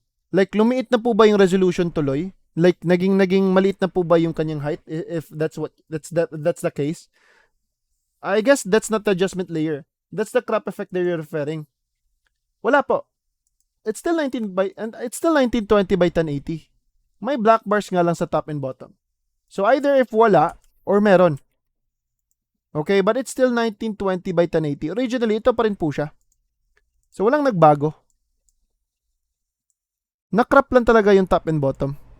So, consider it as black bars na yung top and bottom. Imagine that they're not cropped. Like, they're just black bars na humaharang. So, yung ating clip, ang mangyayari kasi, yung clip natin, if you try to apply the black bars, so, mas minimal na lang yung ating preview sa clip kasi na-crop yung top and bottom. 'Di ba? Na literally na-crop talaga siya. So, you need to sacrifice the top and bottom para lang ma-apply yung black bars.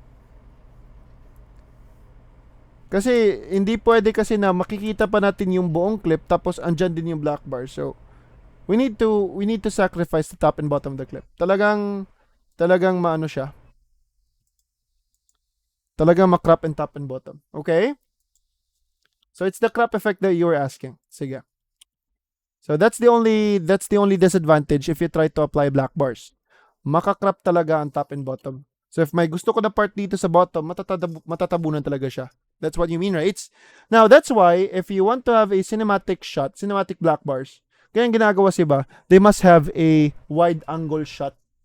Wide angle, kasi alam mo makrap yung top and bottom. That's why videographers have, if I'm correct, they have those grid lines, yung parang sa viewfinder nila, para alam nila kung saan sila hindi lalampas. Like parang may guide kung saan sila hindi lalampas. Sa viewfinder, if still shooting the clip. Now, okay. So, I guess we're good. We're good. Now, let me just delete the telemetry color lang ha. And guys, just in case, if may papalitan ka na video na dapat mo i-color correct, like si clip 1, kailangan ko siya i-color correct. It seems unfair if you go back to basic correction tapos mag-color correct ka sa adjustment layer mo.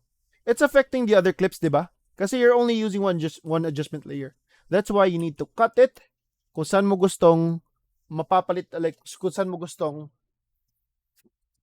ma-edit like or ma-color correct yung adjustment layer mo. Kasi itong clip 1 natin needs color correction. So I need to cut the adjustment layer, align to it, and siya lang yung aking i-color correct. Okay? Siya lang. Para hindi affected yung buong adjustment layer. So you need to cut your adjustment layer. Okay? Now let me just click reset, or let me just delete the adjustment layer.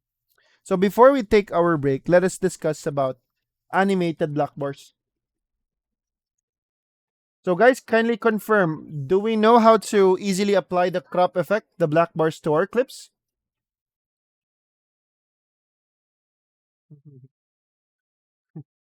Later na kay work pas papa. Thank you. Alright. So animated black bars, like gumagalaw, nag-animate na. So if you're able to apply the crop effect to your clip, let me just apply it let me just apply it to an adjustment layer.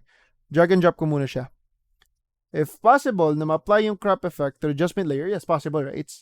And if we're able to increase and decrease the value of the crop, tapos may stopwatch sila, meaning pwede natin mapapagalaw. Diba? So ito yung gusto ko na scenario. I want the black bars not to show up at the start. So katulad ng ginawa ko kanina, may delay siya sa pagpapakita sa screen. Gusto ko, ang crop effect will start to show up pagdating ni playhead at 2 seconds. So pagdating ni playhead at exactly 2, this is where the black bars will start to show up. 12% yung ating target na target na full niya. Sorry. Magiging 12% yung ating target na maging full sa crop effect. So pagdating ni playhead at exactly 2, dito pa siya magsisimulang papasok. Papasok pa sa screen galing sa wala. So ano po ba yung keyframe na ano po ba yung value sa keyframe that we need to create kay top and bottom pa? Magsisimula pa lang silang magpapakita at exactly 2 seconds. So dito pa siya yung starting point sa movement. So what will be the value of the keyframe that we need to create kay top and bottom? Magsisimula pa lang J. So if magsisimula pa lang, dapat magsisimula sa wala, which is 0, right? So top muna, good job. Top 0, bottom at 0. Para dito pa yung starting point. Now you move your playhead to choose saan mo gustong ilagay yung second keyframe, kung saan po siya maging fully 12%. Gusto ko pagdating ng aking playhead at 3.15, dito na po siya magiging fully 12% sa top. So change the value to trigger the keyframe.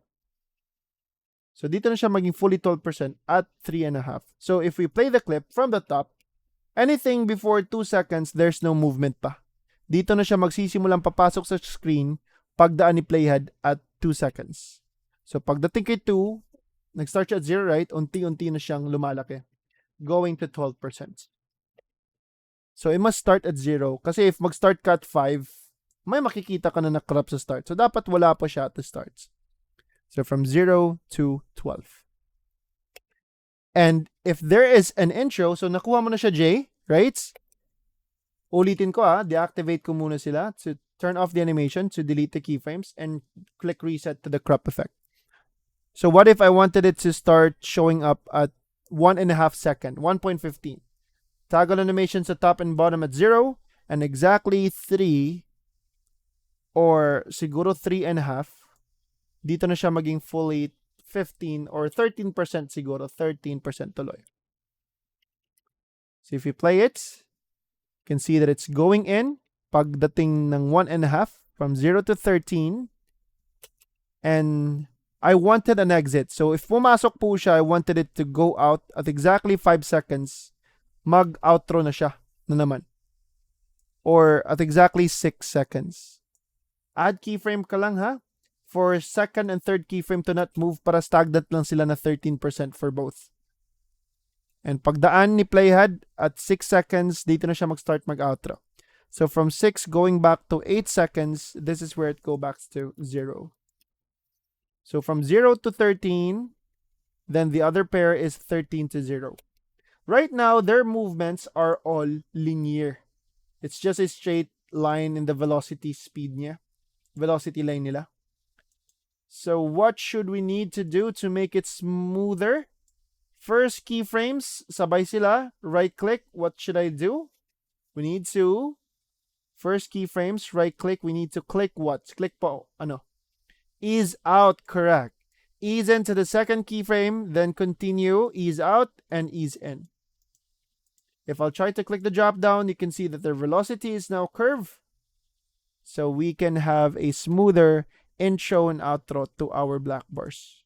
So mas smoother na yung pagpasok sa black bars. Mas smoother din yung outro na din nila. That's how we animate our black bars. So our next topic will be masking. That will be Gaussian blur. But let's take a 15 minutes break muna if it's fine. So let's have our break first. Alright? Is it okay? Mag-break muna tayo. I want it to be back by 7:50 p.m.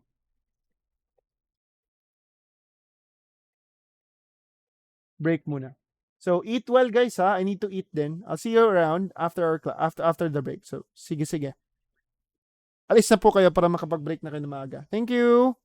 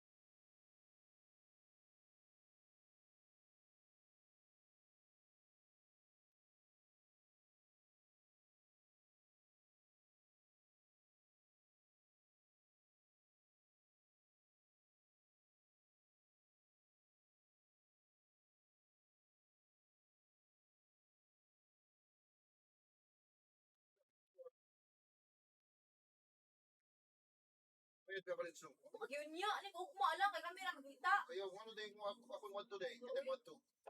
Kira ni pagtunol. Di ba ako niya ako pangutan na? Si pagkutan na, oy. Matag na dito day. Kung konta. Asa? Ano yun? Papa?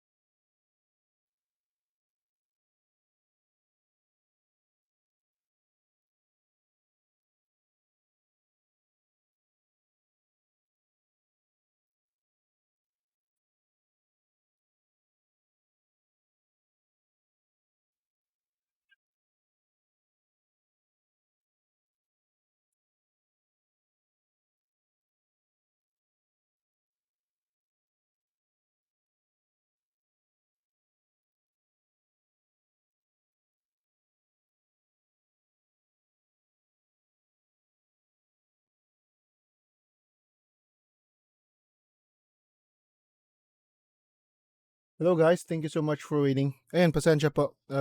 Natagalan. Umiyak kasi yung baby. Hinihintay pa namin kalma. How are you guys? So, we will proceed. Type 1 if we're here already. Pasensya, I was late for 7 minutes. Actually, 8. Hello, hello, hello. There you go. Now, okay. So, for our next topic, we're going to blur someone's face. Or we're going to blur a video clip. So, yung ating blur na topic, let me just delete this one and import natin si Ma'am Angel. Let me just change the timestamp to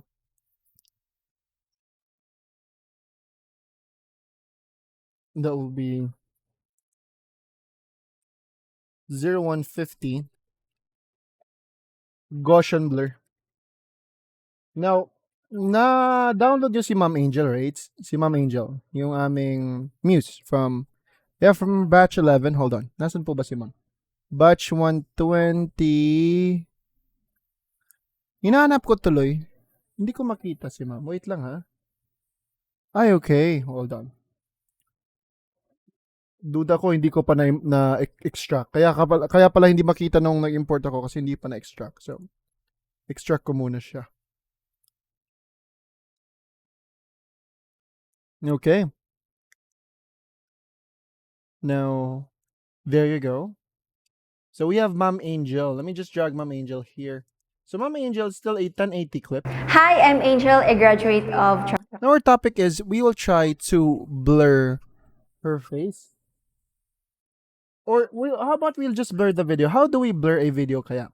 So let me just drag her and mute ko siguro yung audio ni Ma'am. So click ko yung M to mute the track.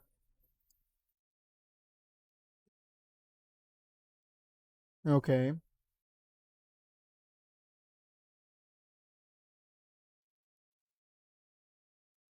Now, let me go back to the editing workspace. So dito tayo sa editing workspace lang. Now, editing workspace po tayo. So na-mute ko yung track ni Ma'am.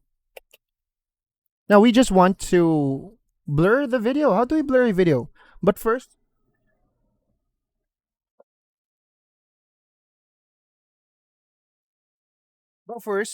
we need to cut the clip into half. Kasi 30 seconds yung clip, di ba?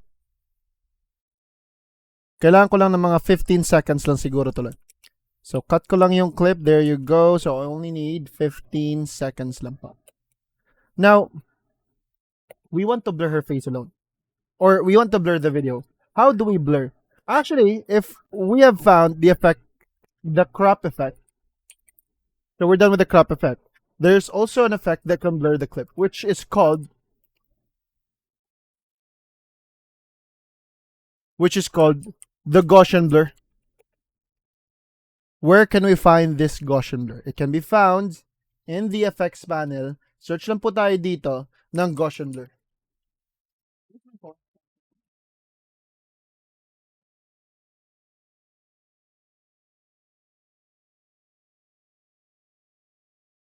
Now, if you try to search Gaussian blur, makikita niyo po siya. Just Gaussian blur. If I'll drag and drop it to my clip, baka magtataka kayo ha. In my clip right now, it has two properties. It got the video property and the audio property because it's linked with the audio clip. So it has an audio property then. But I will discuss the audio property first thing tomorrow. So if I'll drag and drop the Gaussian blur to Mom Angel's face or to her clip, so the Gaussian blur is inside Mom's clip. Nothing's been blurred yet. Because if you'll check the blurriness right now, it is still 0%. If we try to increase the blurriness, like hold ko lang siya, drag it to the right to increase, we are blurring the whole video. What if we only want to blur a part of it? Like we need to isolate the part that's affected by the effect. And the effect is the blur effect, right? The Gaussian blur. So increase lang natin si blurriness. Increase and decrease it. So if I want to blur a part or to isolate a part of the clip that's affected by the effect, that's where the masking will happen. So where can we find that masking? So if you all notice, we have this masking tool all the time before. Even kay opacity, But hindi tayo kay opacity ha. Baka kasi dito ka mag-click sa masking opacity. Please do not click them yet. No, not kay opacity, not yet. Only Gaussian blur. So the Gaussian blur has its masking tools. It has the ellipse mask, create for polygon mask, and the free draw bezier. So if I'll click this create ellipse mask, so if I'll click it once, you only need to click once, not twice. Only once lang. So click ko si create ellipse mask, only one. So nabuo na po si mask 1. Ito po si mask 1. This is mask 1. You're able to move it around with the help of selection tool. You're able to move the mask around. So pwede mo siya ma-minimize by dragging the mask points or even rotate it. So i-align ko lang po siya sa mukha ni ma'am. Not entirely that we're going to trace the edges of her face as long as there is a shape to follow. And okay. So kung sino po yung nasa loob ng ating mask na shape, nasa loob ng circle, if we try to increase the blurriness right now, sila lang po yung ma-blur. So it's only who's inside the mask yung na-blur. So na-isolate natin, siya lang. So loob ng mask, yung nasa loob ng mask, is affected by the effect, and that's the blur effect. So let me talk about the parts of the mask.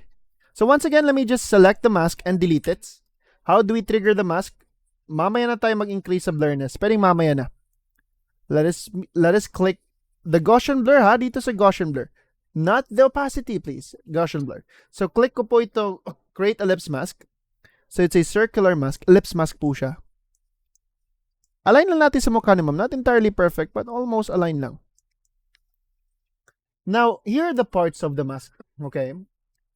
We got the mask path. So the mask path is the path, the shape of the mask. This is where we will try to animate later to follow the movements of our subject. Mask feather is the edges of the mask. Ngayon, hindi mo pa siya ma-appreciate. But if I'll try to increase the blurriness below, mawawala yung path ha if you will not select mask 1. So, let me zoom in. Okay. So you see this mask feather? You see this edges niya? Si mask feather, naka-default siya at 10. How about naka-0 siya? Kasi kapag naka-0, you see that the edges are really sharp. But if you try to increase the mask feather, it will be softer right now. Tingnan mo, if I try to increase it, it will be softer. So if I'll highlight mask feather, okay. If I highlight ko siya, para makita ko yung line, that's the broken edges na naging wide. Okay. So that's mask feather. Mask opacity, if I'll try to decrease the opacity, I don't change the mask opacity ha. Much better if you keep it 100. Rendering ako. What do you mean rendering? Anong nangyari po? Teng, bakit siya nag-trigger down? Now, hold on. Let me wait for Teng. Teng ha, sabihin mo ako if anong nangyari. Anong ibig mo sabing rendering or bakit po ba siya nag-render? Mask expansion, if you want to increase the size of the mask with the same shape, pwede mo siya ma-increase or you can decrease it with the same shape. But I don't change the mask expansion or even the mask opacity. I don't change them. The things that I change here with the mask is the mask feather and the path. And lastly, if you want to switch it, na yung gusto mong affected is the one outside sa mask. So yung mag-blur is yung nasa labas, yung nasa loob is hindi. Then pwede ka mag-check sa inverted dito kay mask. If you check it, it will invert, it will switch. So pwede mo siya ma-check to invert or uncheck to go back to normal. Now, we'll be focusing in the mask path today. Teng, what happened po, Teng? What do you mean, bakit po ba siya nag-render po? May mali po ba? Or may nangyari po ba? Or nirender mo lang?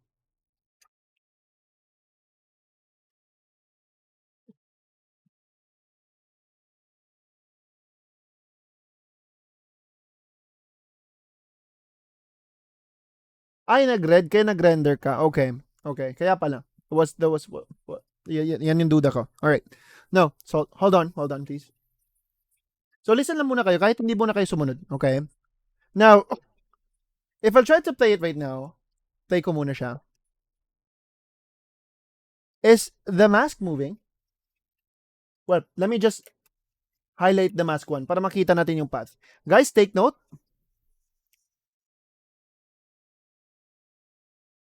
Because it's an effect that you still need to find from the effects panel. Check my timeline po. Check my screen. You see that we are in the effects panel, right? So if nakita mo kanina, ma'am, yung crop effect, nakita niyo po ba kanina? Same way applies on where to find the Gaussian blur. So we are now searching more effects pa that we can apply to the clip. Originally, they're not there in the effect controls, right? It's just like the crop effect. You still need to search it. Search ka lang po sa effects panel. Search ka ng Gaussian or blur. Lalabas po siya. You need to drag and drop it to your clip. Drag and drop mo siya for it to apply. Now listen, okay? So guys, that's why I want you to focus, please. Once again, ulitin ko siya. Focus, please. Now, you're welcome. Now, just like earlier, sa crop effect, right?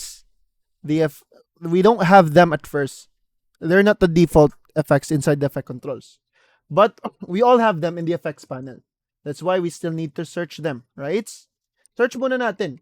Ilalagay natin sila para magka-blur effect na yung ating clip. So, Gaussian blur, apply ko siya kay ma'am. So, here's the Gaussian blur. However, if I'll try to increase the blurriness right now, it's blurring the whole clip. I only want to blur her face. Possible po ba? Yes, before tayo mag-blur, why not we draw the mask? I will just use the create ellipse mask instead. I will just click the ellipse mask, okay? Click it once, only once, and here's the first mask.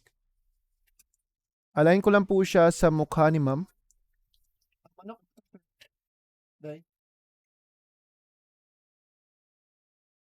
So, align ko lang po siya sa mukha ni ma'am.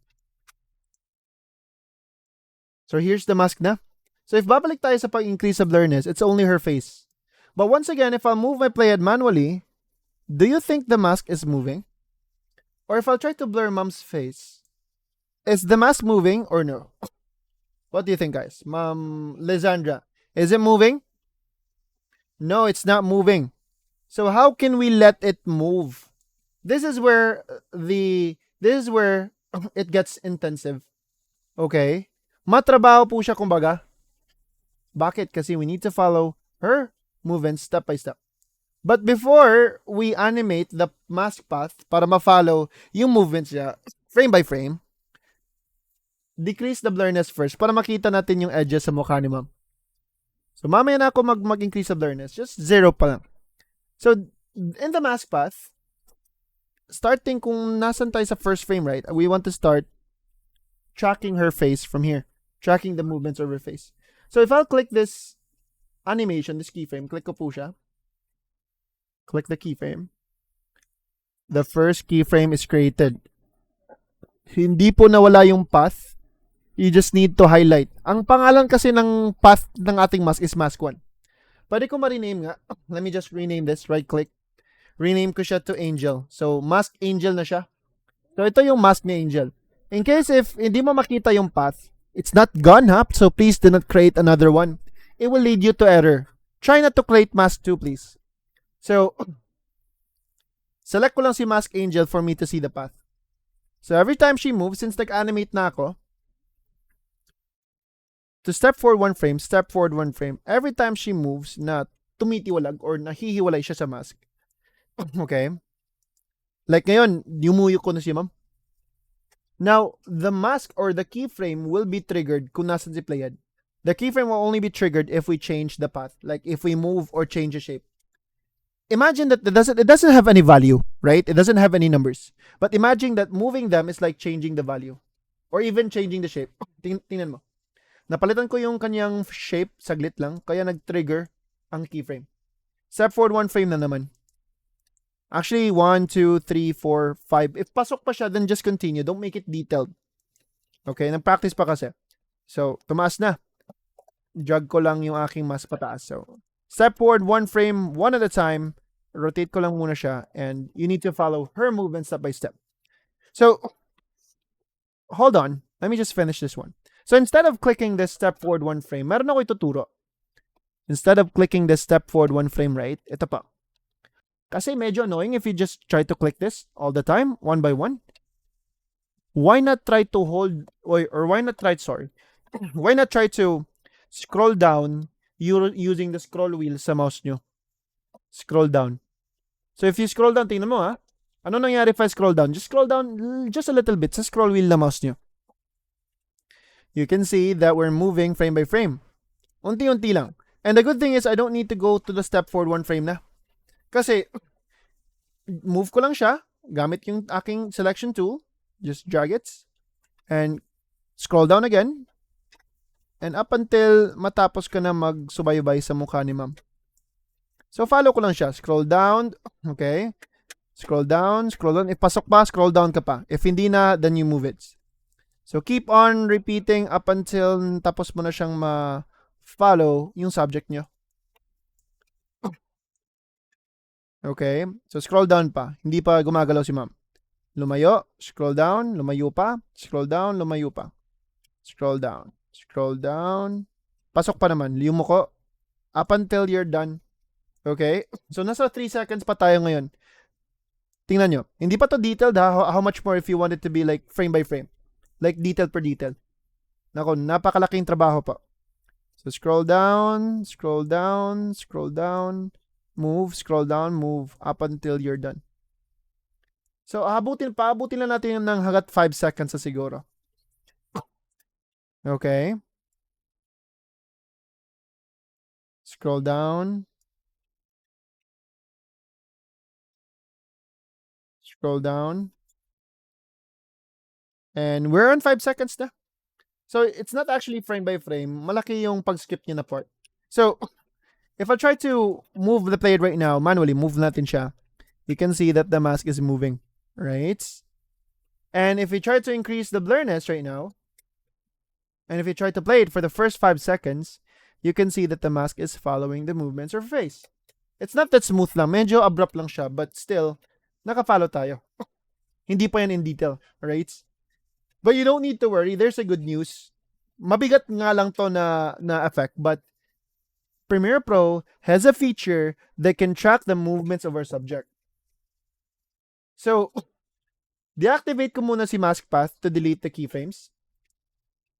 And click resets. Hey, Gaussian break. Reset tayo. Ito yung mask, right? So, start sa ulo ni ma'am. Right? Sa face ni ma'am.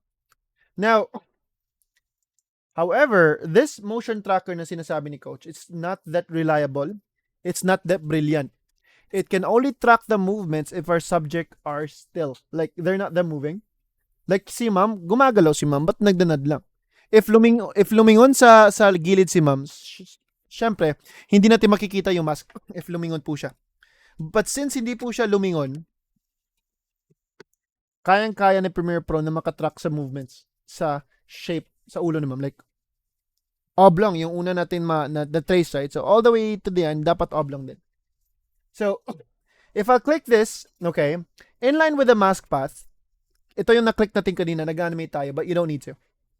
So, I guess you see this track select mask forward. So, for those who are also creating the mask, do you see this button stating track selected mask forward? Is it visible? If you click this, starting kung nasa nag-start yung playhead mo, it will start to track the movements of ma'am up until the end of the clip. That's the reason why we cut the clip, para hindi mataas yung kanyang analyze na time, yung tracking time.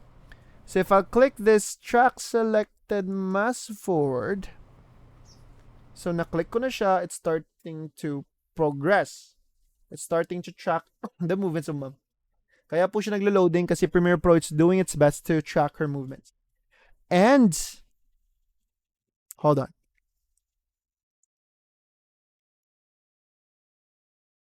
Hold on lang muna ha. Okay. So if tapos na po siya, malalaman natin if successfully naka-trace po siya sa movements si ma'am. Kasi pagkatapos niya mag-progress, makikita natin that the mask is still intact. Actually, medyo lumaki yung mask, but it's fine. Okay? So if I try to move the player right now, you can see that the mask was moving all the time. Alright? So if we try to increase the blurriness, ngayon, and we try to play it, Na-blur lang, naging blur lang yung mukha ni ma'am. So, sumusunod na. So, guys, you can rely on this track select mask forward if your subject is not that moving. Kapag hindi po malikot, hindi magalaw, kayang-kaya matrack ni Premiere Pro. But tingnan nyo.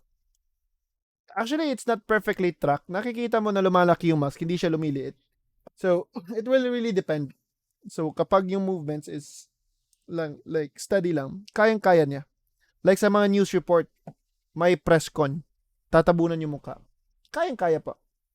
So, let me just deactivate the mask once again. Deactivate ko muna yung animation niya. So, the keyframes are gone. So, let me just click reset na lang. Delete ko din yung mask one more time. So, paano po ba gawin ulit? Drag the playhead from the top. We want to start tracing her movements from the start sa clip, right? So, click ko si create ellipse mask. Trace ko lang mukha ni ma'am. Hindi kailangan na edge to edge talaga ha. As long as there is a shape that Premiere Pro can identify. Now, you don't need to click the animation key mask path. Just click this track, select mask forward. It will try to track all of your movements going forward up until the end of the clip. So if your clip is 30 seconds, mataas yung wait time. It must be shorter. Kaya 15 seconds na nagamit ko. So if I click this track, select mask forward, it will start to track her movements. Pwedeng mamaya ka na mag-increase sa blurriness. If nakikita mo, 0 pa rin yung blurriness natin.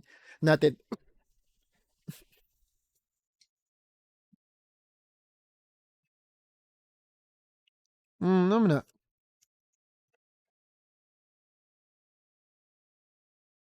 So, up until it's done, hindi ko lang siguro siya tatapusin. Let me just stop it here.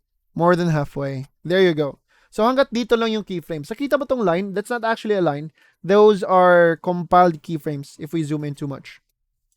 So, every frame na dinaanan, nakikita mo yung mask, hindi siya masyadong accurate, di ba? So, ngayon naging slanting na yung mask tuloy. Hindi na siya bumalik sa shape sa ulo ni ma'am. Kasi lumingon si ma'am, di ba?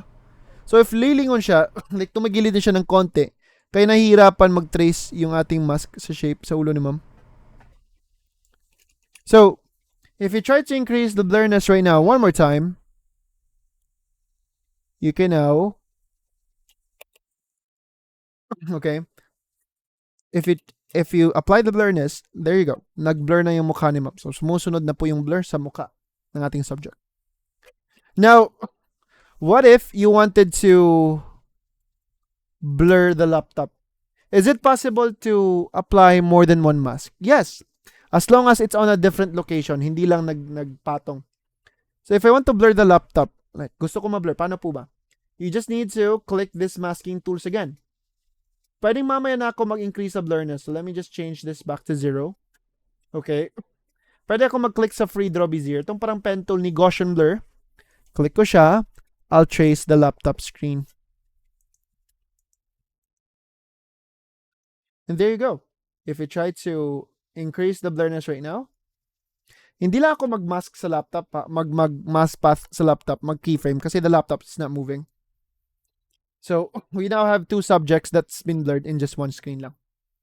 So, that's how we mask. The reason why we mask, to isolate a part of the clip that's affected with the effect. And it's also applicable to colors, to the blur, and many more effects to discover. Actually, guys, napakadaming effects that we can discover that we can apply to our clips po. So that is our Gaussian blur topic. Guys, do you have any question? Para at least alam ko if my question. May question po ba kayo kung paano po ba mag-create ng mask? Like sample lang kay Gaussian blur lang tayo. Nakuha niyo po ba paano mag-create ng mask? Why do we need to create a mask? Type 1, are we good with this topic with the Gaussian blur topic? Before I proceed with the speed section.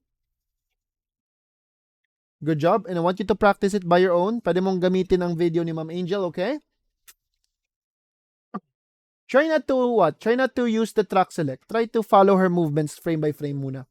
Para masanay kayo how masking works. Masking is intensive. It's easy to understand how to use masking. Madali po siya. It's just that there's no shortcut. You just need to track it frame by frame. Okay. So, for our next topic, that will be the speed section.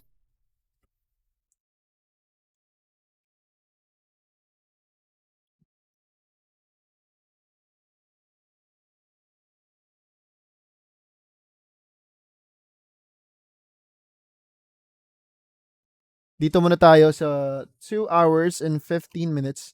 Actually, this is the main topic for today.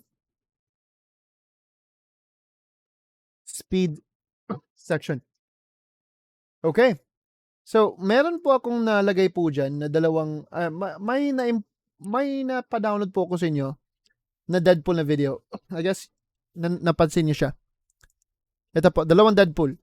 They're both 1080. So, originally, I shot the clip using 4K 60 sa phone ko. I just exported them to 1080, but the other is 1080 30 and the other stayed as 1080 60. So, I want you to import them both for me to explain more about FPS today. Delete ko muna yung ibang clip ha. I'll be focusing in this Deadpool. Let's start with the 30 FPS of Deadpool. Hold on, please. Hold on.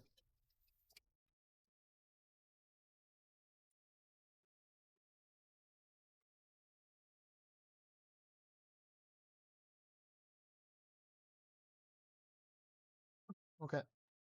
Now, these are 3 Deadpool clips combined in just one clip. So, there's the stand-up Deadpool, merong close-up, and merong isa din. Okay.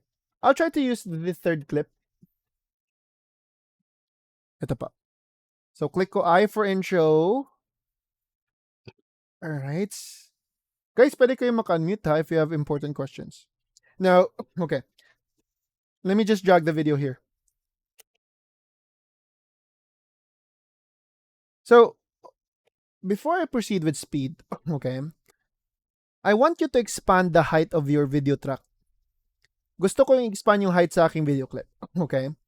Now, since I've expanded the height of my video clip, do you see this line on top of our clip?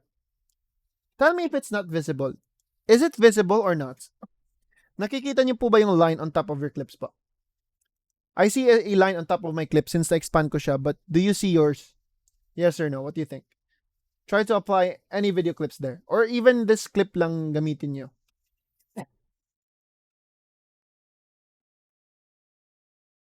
So, do you see this line on top of your clip? Not kay Joseph. How about the others? Nakikita niyo siya. But sa iba, hindi. So, paano po ba natin mapapakita yung line na to? Listen. Now, guys, do you see this small FX box on the top left of your clip? You always have that, right? Nakita mo to? Right-click mo yung small FX box on the top left of your clip. Right-click niyo po siya. Right-click niyo po. Right-click. Do you see opacity and opacity there? Then kindly click opacity and opacity po. Once you click it, the line will now show up on top. Once again, itong maliit na FX box sa top left ng clip natin. Right-click ko po siya, opacity, and there you go. So, tell me if it's now showing up. Good job. Alright. So, that line pala is the opacity line. So, if I'll try to align my mouse here, makikita po natin yung pangalan nila. Opacity, opacity, the time, right? The time, kung nasan si cursor natin, opacity, opacity 100. The reason why it's on top because naka 100 yung opacity niya. So, meaning po ba, coach, instead of controlling the opacity of our clip from the effect controls,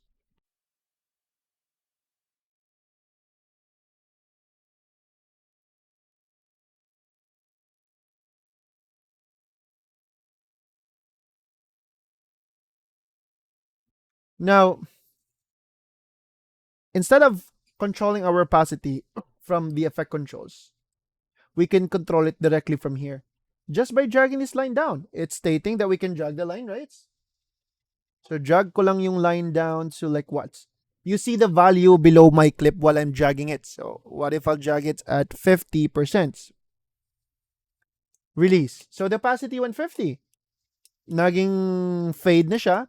Also, naging 50 din from the effect control. So, meaning, you're able to control your opacity from here. Or also, pwede din dito directly from the line. Just by dragging it up and down. So, it's not just about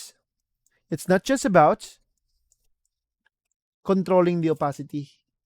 We can also create keyframes directly from this line. But how? So here's our selection tool, right? Okay. Now, naka-selection tool pa tayo. Pwede po tayo makakreate ng keyframes directly from this opacity line, but how? All you need to do is just to hold control on your keyboard. So if you hold control or command on your keyboard, tapos yung mouse mo dito sa line, anong lumalabas? Bitawan ko si control, it's just a drag na cursor. But if I hold control, naging plus sign siya tuloy. So if I hold control, then I click the line, it creates the keyframe. Control, click.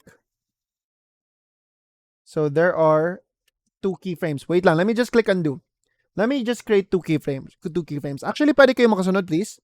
So hold control or command, then I'll click the line, it will trigger a keyframe if you're holding control kasi. And I'll create the second keyframe, hold control pa rin, then click the line. So there are 2 keyframes. 1 pair na po ngayon. So you can see that the keyframes are also inside the effect controls. So either way, either you create the keyframes from the effect controls or dito sa ating line. Now, to decide the time and the value of these keyframes, we're able to drag them. To drag them, you don't need to hold your keyboard, anything in your keyboard, just use your mouse. So itong first keyframe, ilalagay ko lang siya at exactly 6 seconds and 100 opacity po siya. And itong second keyframe, okay, drag ko lang siya to 7 seconds so I can see the value and time below kasi. So drag ko siya at exactly at 7 seconds and 0. That means 0 opacity. If we try to play right now, you can see that it's now fading out. And this is how a cross dissolve looks like real time. So if I'll drag another Deadpool clip, drag ko lang siya. Dapat mag-overlay po sila. Kasi kung mag-start, mawawala si layer 1 natin. Diyan din magsisimula magpapakita si layer 2. So, drag the line, the opacity kay layer 2. I'll just create the 2 keyframes first. So, hold control, click, control, click. So, the first keyframe must be 6 seconds, 0 opacity. And the second keyframe kay layer 2, kay clip 2, must be 7 seconds and 100 opacity. So, kung saan masisimulang mawawala si layer 1, dyan din magsisimulang magpapakita ang clarity, ang opacity ni layer 2. So, this is how a cross dissolve looks like. Naglalag yung PC ko, no? This is how it looks like real time. Or, pwede din na kung dip to black gusto mo, dapat hindi siya mag-overlay. Dapat totally mag-blackout talaga siya para mag-dip to black po sila pa. So why are you telling this to us? Di ba speed naman yung topic natin? Because these line will look similar to our speed na topic later. They're like somewhat similar. Smooth po ba yung pag-fade out sa opacity ngayon? Smooth po ba? Yes or no? What do you think? The way on how it drops its opacity, is it smooth or not? It's actually smooth. Ito po yung tinutukoy ko na hindi smooth ba. Kapag yung keyframes walang gap, like diretso lang nag-drop yung kanilang value, ito yung hindi smooth. Ito yung drop, di ba, Dan? But right now, meron siyang time mag-lower down yung opacity so it's smooth. Right? Unti-unti siya nag-fade out pa. Can you relate that to speed? So, imagine that we cut our clip. Imagine that our clips has different speed. But first, how are we able to control the speed? So, sino po bang gumagamit ng Premiere Pro dito up until now that uses... Wait lang. Hold on. Deactivate ko muna yung opacity to delete the keyframes and click ko muna resets. Guys, the way on how you control the speed to your clip, do you still use this method? Which you right-click your clip and you go to speed duration? Meron po ba ditong gumagamit kay Premiere? Like, for those who are using Premiere, they use this method whenever they speed up or slow down their clips. Wala. Mukhang wala. This is what I used before. I use this method. Like, if I want to speed up my clip, okay, I want to speed up my clip to, like, what? 500%. So, it's going to be 5 times faster. Click OK.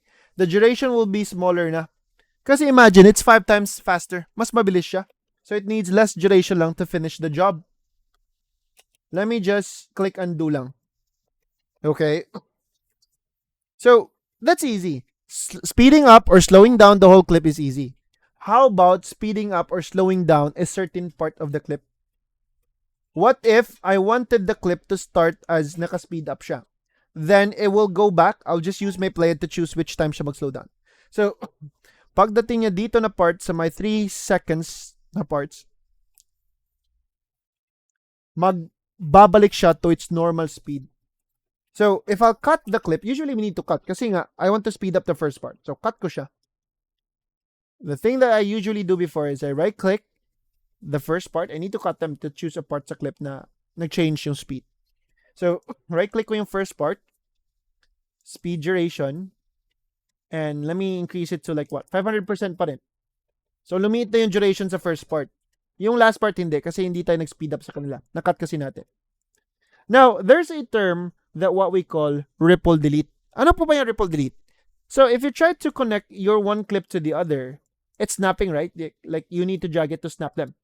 But even if you don't need to connect them, as long as you're just using one layer, you can select the space in between them and you click delete. And that's what we call ripple delete. Once again, right-click the blank space and ripple delete. Okay? So if I'll try to play it right now, let me just render it into out. Sequence menu, render into out. Now, if I'll try to play it, mukhang makikita nyo naman sa screen nyo, sa Zoom. The way on how it changes its speed from 500 sa first start, tapos, naging 100 ulit. Like, naging normal yung speed. So the way it changes its speed, does it look smooth? The way and how it transition its speed? Maganda po ba? Nang simula siyang naka-high speed then went down right away. Smooth po ba, Jay? Sure. Let me play it one more time. From a very high speed, then went down right away. It doesn't look smooth po. It looks abrupt. How are we able to achieve something like a smooth speed up or smooth slow motion? Like, smooth yung pag-change nila sa speed. This doesn't look smooth at all.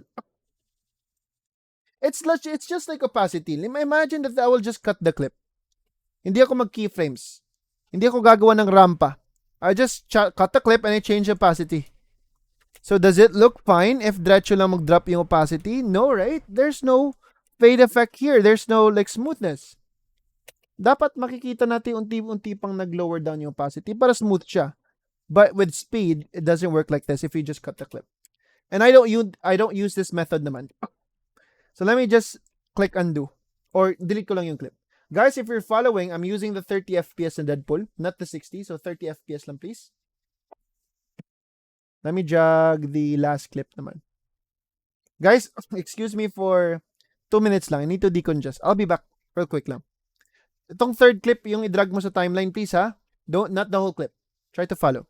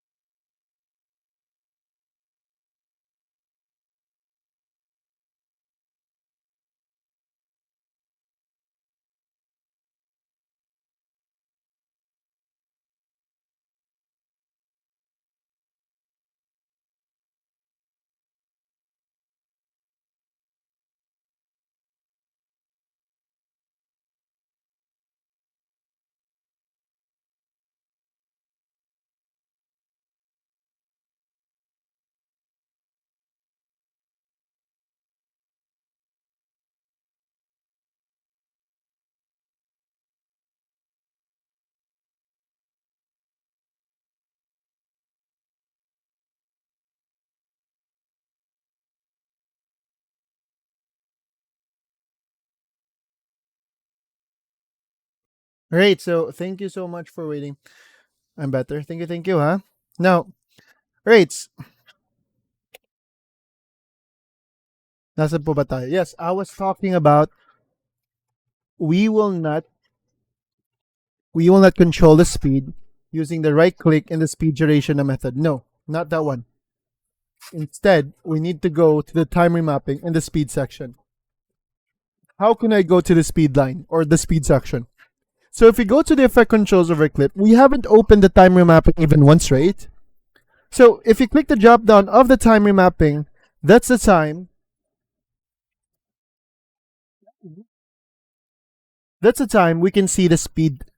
So you can see that the speed of our clip is normal. It's 100%. Do I change the speed from here? Do I click the speed? No. You cannot click the speed, the value of the speed here. Hindi mo siya mapapalitan. And it's automatically activated. You don't need to turn it off. Please keep it activated, ha. Hindi mo siya dapat i-deactivate. Keep it activated lang. Hayaan mo lang po siya.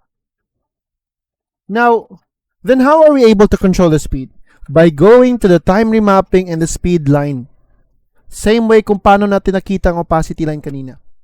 You just need to right click the FX box of the top, like the top left of your clip. You see the FX box, right? So, right click nyo po siya. Right click nyo po siya. You go to time remapping, then you click speeds. Then now you are in the speed line na. Once again, I right click the FX box, time remapping, and speed. So if you line your mouse here to the line, it's not opacity, it's now time remapping speed 100%. The reason why it's in the middle because the speed is normal, which is 100. It always starts with 100 naman. So if I'll try to drag this line above, will it speed up? Yes. If you try to drag it down, it will slow down. So if I'll try to drag this up, like drag up ko muna siya to, I see the value below while I'm dragging it up to 200%.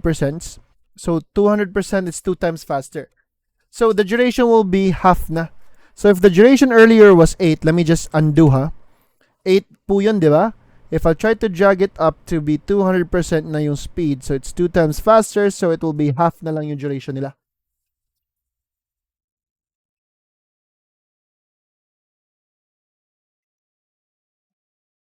Now, if you play right now, it's now sped up to 200%. You can also see it here, magkano yung value sa speed ng clip mo ngayon because it's showing up in your effect controls. 200%. The more that you increase it up, the shorter the duration will be.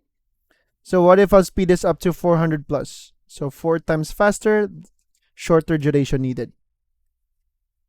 Now, let me just drag this back to 100. So we were just talking about speeding up the whole time. How about slowing down, coach? Let me just go back to 100, please. Okay.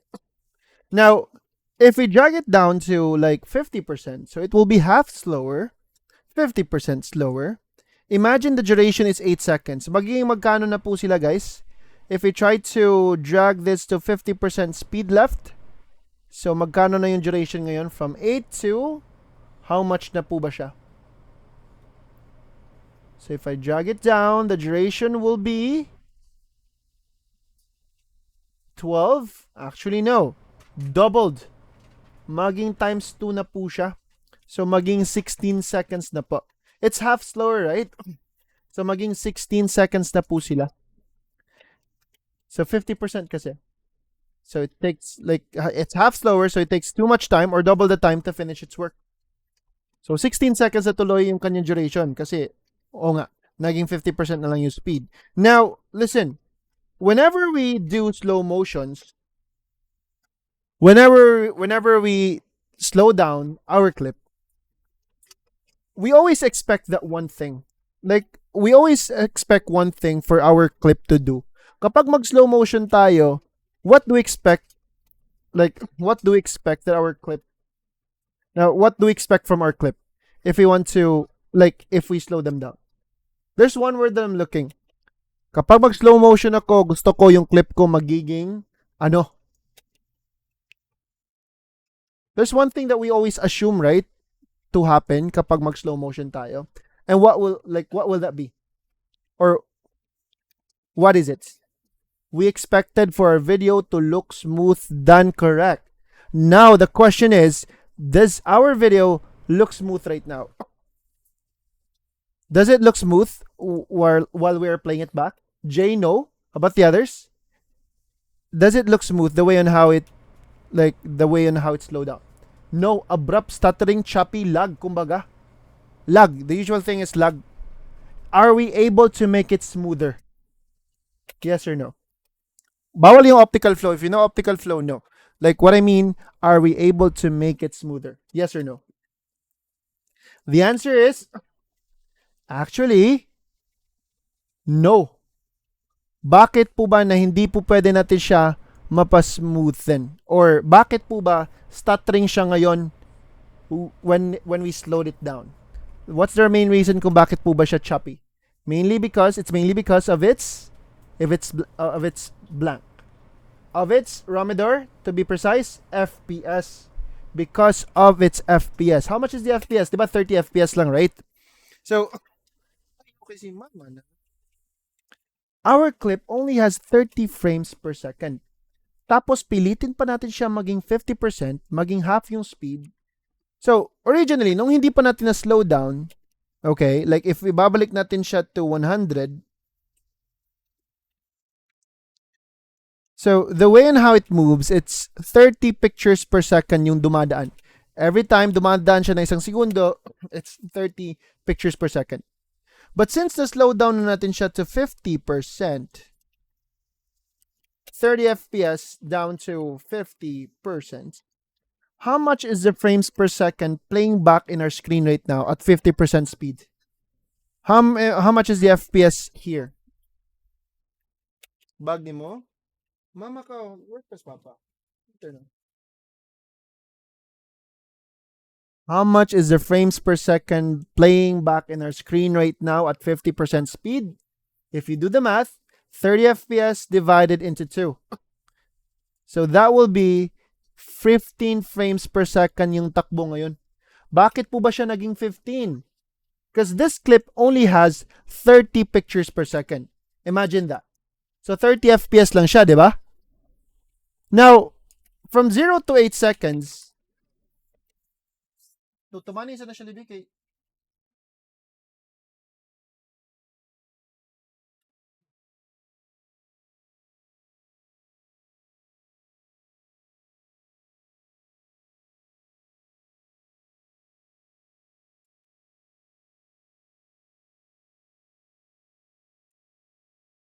wait sa kay nabunalan gid karon. Now, 0 to 8 seconds originally yung duration sa clip natin. Right? Tapos, yes, the allotment was 30 frames per second. But the question is, since the duration expanded to 16 seconds, so sino po ba ang frames na magsusupply from 8 to 16 seconds? Di ba siya pa rin? Not unless if marami siyang frames per second, maganda sana. Kaso nga lang, it's only 30 FPS. Kaya para aabot tayo yung frames, yung video, up until 16 seconds, that's why he will divide himself into 2. So maging 15 FPS na lang po siya para aabot po yung allotment to 16 seconds. You get my point? Na-slow down mo yung 30 FPS, so to 50%. So automatic, divide na to 15 frames per second. So yung itong takbo sa screen ngayon, itong playback sa screen, it's 15 pictures per second and it looks stuttering. 15 FPS is lower than what the human eye can capture in just a second. Do you know how many frames per second? What is the exact frame rate that the human eye can capture in just a second? Do you have any idea? Like any guess lang. Correct? Actually, you're correct. The human eye can capture, to be precise, it's 23.976 frames per second. Rounded off to 24 FPS. Any videos playing in our screen that is higher than 24 FPS will look smooth to the human eye. So if you have a clip here playing at 30 FPS, 60 FPS, higher FPS pa, it will look smooth. The higher the FPS, the smoother the video will be. But anything higher than 24 will not look stuttering. Anything lower than 24, any videos playing lower than 24 will not look smooth. So kahit hindi natin i-play yung clip, alam natin na si 30 FPS, if you slow it down to 50%, it will be choppy. Because the FPS left is 15 and it's lower than 24. Okay? So kahit hindi mo siya i-playback, kahit if you'll just do the math, you know that it's stuttering. So what is my option? I need to have a higher FPS na clip to have a smoother slow motion. Do you think that we can convert a lower FPS to a higher FPS? Is it possible to upgrade this to a higher FPS, guys? Yes or no? It's the same story with resolution. Pwede po ba natin ma-convert siya to a higher FPS on the spot here in Premiere Pro? The answer is, Dan, no. How about the others? I need 2 more. The answer is no. It's the same principle with resolution. Kay resolution, if nakuha mo siya with just a lower resolution, don't expect it to be a quality video. Like if gusto mo ma-scale up siya, you can scale it up, but the resolution still stays the same. So, kung pipilitin mo, mag-pixelate po siya. If pipilitin mo, ma-expand. Same applies with FPS. If you shot the clip using a lower FPS, don't expect to have a smoother slow motion kasi lower FPS mo siya nakuha. So napaka-dynamic or napaka-crucial ng settings na ginagamit natin if you're the one shooting our clip. We want to have a smoother slow motion, then set up your clip to your camera to a higher FPS para in case if you want to slow it down, it will be smoother. That's why I have a video here ready na 60 FPS. So si 60 FPS, if I'll play it back, actually kahit raw footage lang without any speed change, higher FPS does look smooth. Okay. Now, I'll click I for intro. So where it starts. Ito pa rin itong last clip pa rin ha. Tapos, ayan. Drag ko lang yung video. So still the same clip but different FPS. So si 60 FPS, dinala ko na siya to sa timeline na 30 FPS. Okay. So if I'll right click the FX box of my 60 FPS na clip, time remapping and speeds, and I'll change it, I'll drag it down na lang. Drag down ko na lang siya to 50%.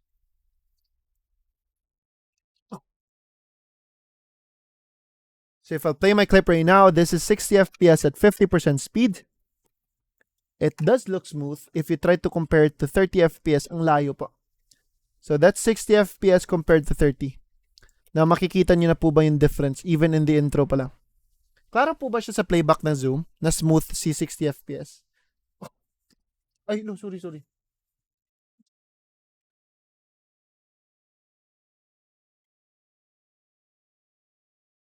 Klaro po ba siya? Nakikita niyo po ba na smooth si 60 FPS po? 60 FPS is smoother. How many FPS is it right now playing back in the screen if it's slowed down to 50%? How many FPS po? Yung tumatakbo dyan. That will be correct, Lisandra. That is 30 FPS po. 60 FPS down to 50%, it's 30 FPS. And 30 FPS is still above than what we can capture. It's still above than 24. So meaning, it will still look smooth to the human eye. So in short, if you want to have a smoother slow motion, guys, you must have a video that originally has a higher FPS. Okay?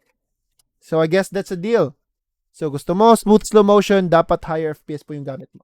Smooth na po siya at 60 FPS. If you want to go lower than 50%, like gusto mo pumunta to 30, like naka-lowered down talaga, your only option is using a video that is a higher FPS. Kaya napapansin mo, sino dito gumagamit ng iOS? 'Di ba sa mga iPhone yun, napapansin nyo na may slow motion, right? And mapapansin mo na yung FPS na option is 120 FPS and 240. Kasi to achieve a smooth slow motion, you must have a higher FPS. Kaya po siya lumalabas yung option na 120 and 240 sa end nyo. 240 is like super slow motion na po yan. And it's sobrang bigat po siya. Kasi it's 240 pictures captured in just a second. Imagine that. Your camera took so fast, like took 240 pictures in just a second. Now, ano to tugab day? Tugab ito? Alibang ba to? Now, okay.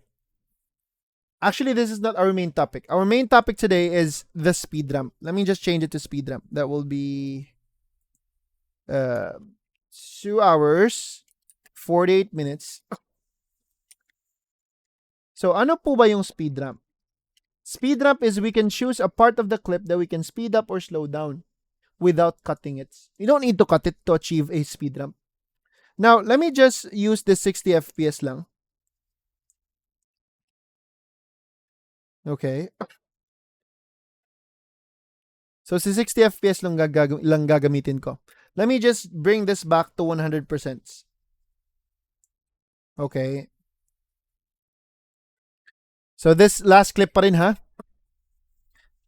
Now, I wanted that this clip will start at a higher speed. Then, pagdating niya dito na part, yatag sa ng bag niya, Vic.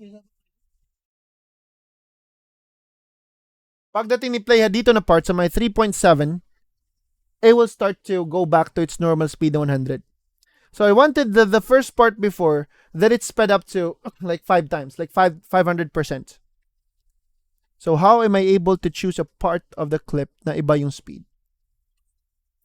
Alright, so let's just go to the effect controls lang muna. You need to use selection tool.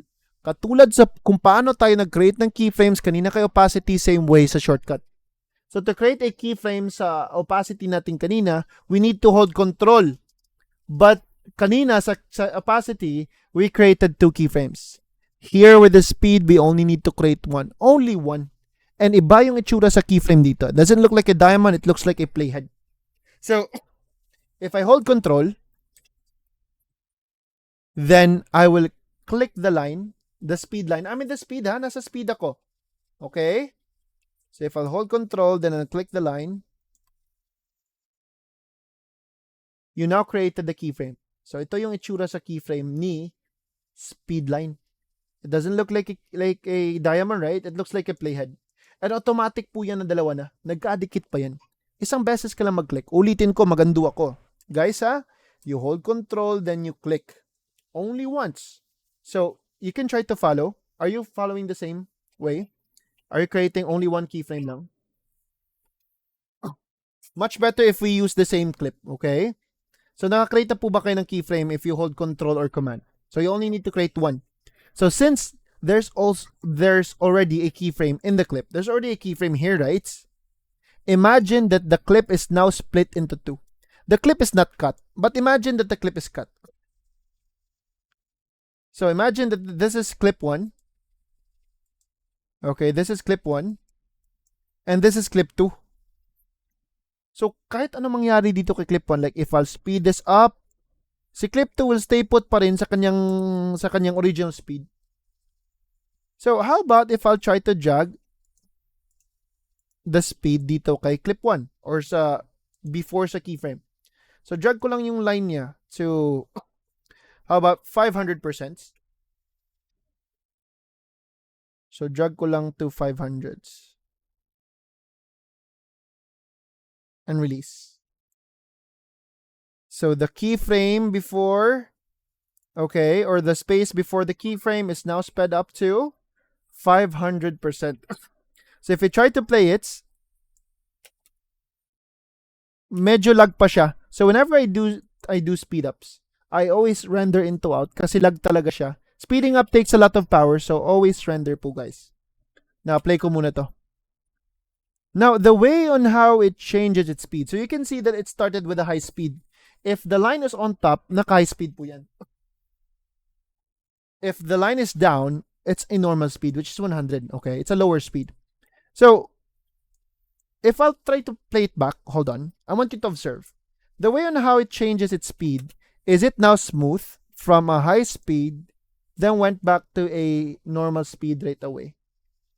Smooth po ba yung pag-change sa speed or hindi? What do you think?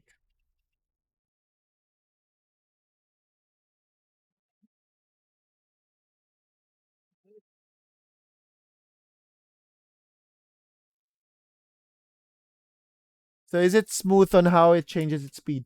The answer is no. Abrupt pa rin. Well, obviously, if you'll identify it through the line, you can see from high speed then went down right away. Suotin mo.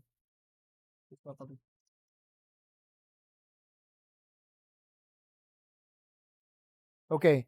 It dropped right away so it doesn't look smooth at all. what we're trying to achieve is a speed ramp. Nakita nyo yung name sa ating topic ngayon. We name it speed ramp. May makikita ka bang rampa dyan? What we're trying to achieve is a slanting line, the ramp, like this. So instead of from a high speed that went down right away, instead of like that, gusto po natin na maaga siya mag-slow down na lang para may time pa siya mag-decrease properly. So, if maaga kasi siya mag-decrease, then the slanting line is created. Kasi our target is, pagdating niya dito na part, dapat 100 na po siya, di ba? Dapat 100 na. So, why not maaga na lang siya mag-decrease para may time pa siya na gradual yung pag-decrease, hindi abrupt. We're trying to achieve this ramp, itong rampa.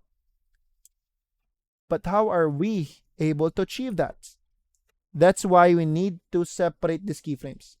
Nakita mo tong keyframe, right? Dalawa po yan. If you just hold it and you drag it to the left, so if I'll drag it to the left, automatic makikita mong humihiwalay na yung keyframes. Ulitin ko. I'll just hold the keyframe, I'll drag it to the left. You can see that it's now separating. It's forming the slanting line. Ito yung gusto natin ma-achieve. Huwag mong isagad yung keyframe sa start, okay? Ilagay mo lang almost sa start lang siguro. Huwag mo isagad ha, huwag mo ilampas. Almost lang sa start. And there you go. You can now see that your clip started at 500%. But unti-unti na siya nag-slow down habang maaga pa para may time pa siya mag-decrease properly. So 497, 484 all the way back to 100. So the way in how it changes its speed, if I'll try to play it, let me just try to render lang. Render into out. So if you play it, so from a high speed, went back to 100 in just a second. So smooth na po ba ngayon yung pagpalit nila sa speed pa? From 500 down to 100. Smooth na, right? Dahil may time na siya mag-decrease. So hindi na abrupt, hindi siya diretso na mag-change. Unti-unti pa lang. Good. Now, if you created the first speed ramp, we're able to create multiple speed ramps. But let me repeat. Let me click undo lang. Mag-undo muna ako from the top nung hindi ko pa siya nagawa. So once again, I have my clip that has a normal speed. Right click ko lang yung FX box, you go to time remapping and speed. Type 1 for those who were able to create their first speed ramp. Type 2 for those who are following, but it seems like you cannot follow, like you're having hard time following. Type 2 for those who don't understand. Joseph, screenshot ng kailangan ko para matulungan kita. Good job, Dan. Sir Glorian. Type 1 for those who were able to create a speed ramp, ha? Type 2 for those who weren't able. Yung sa mga nag-follow lang. So, kailangan ko ng screenshot, Joseph, para makita ko siya. Ma-instruct kita correctly anong dapat mong gawin. I'll wait for your screenshot, please.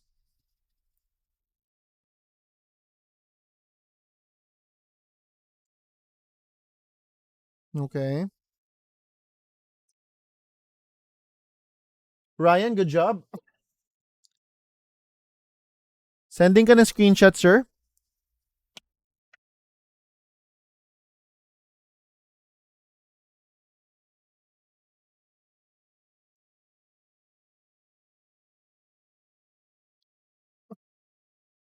Ay, wait lang.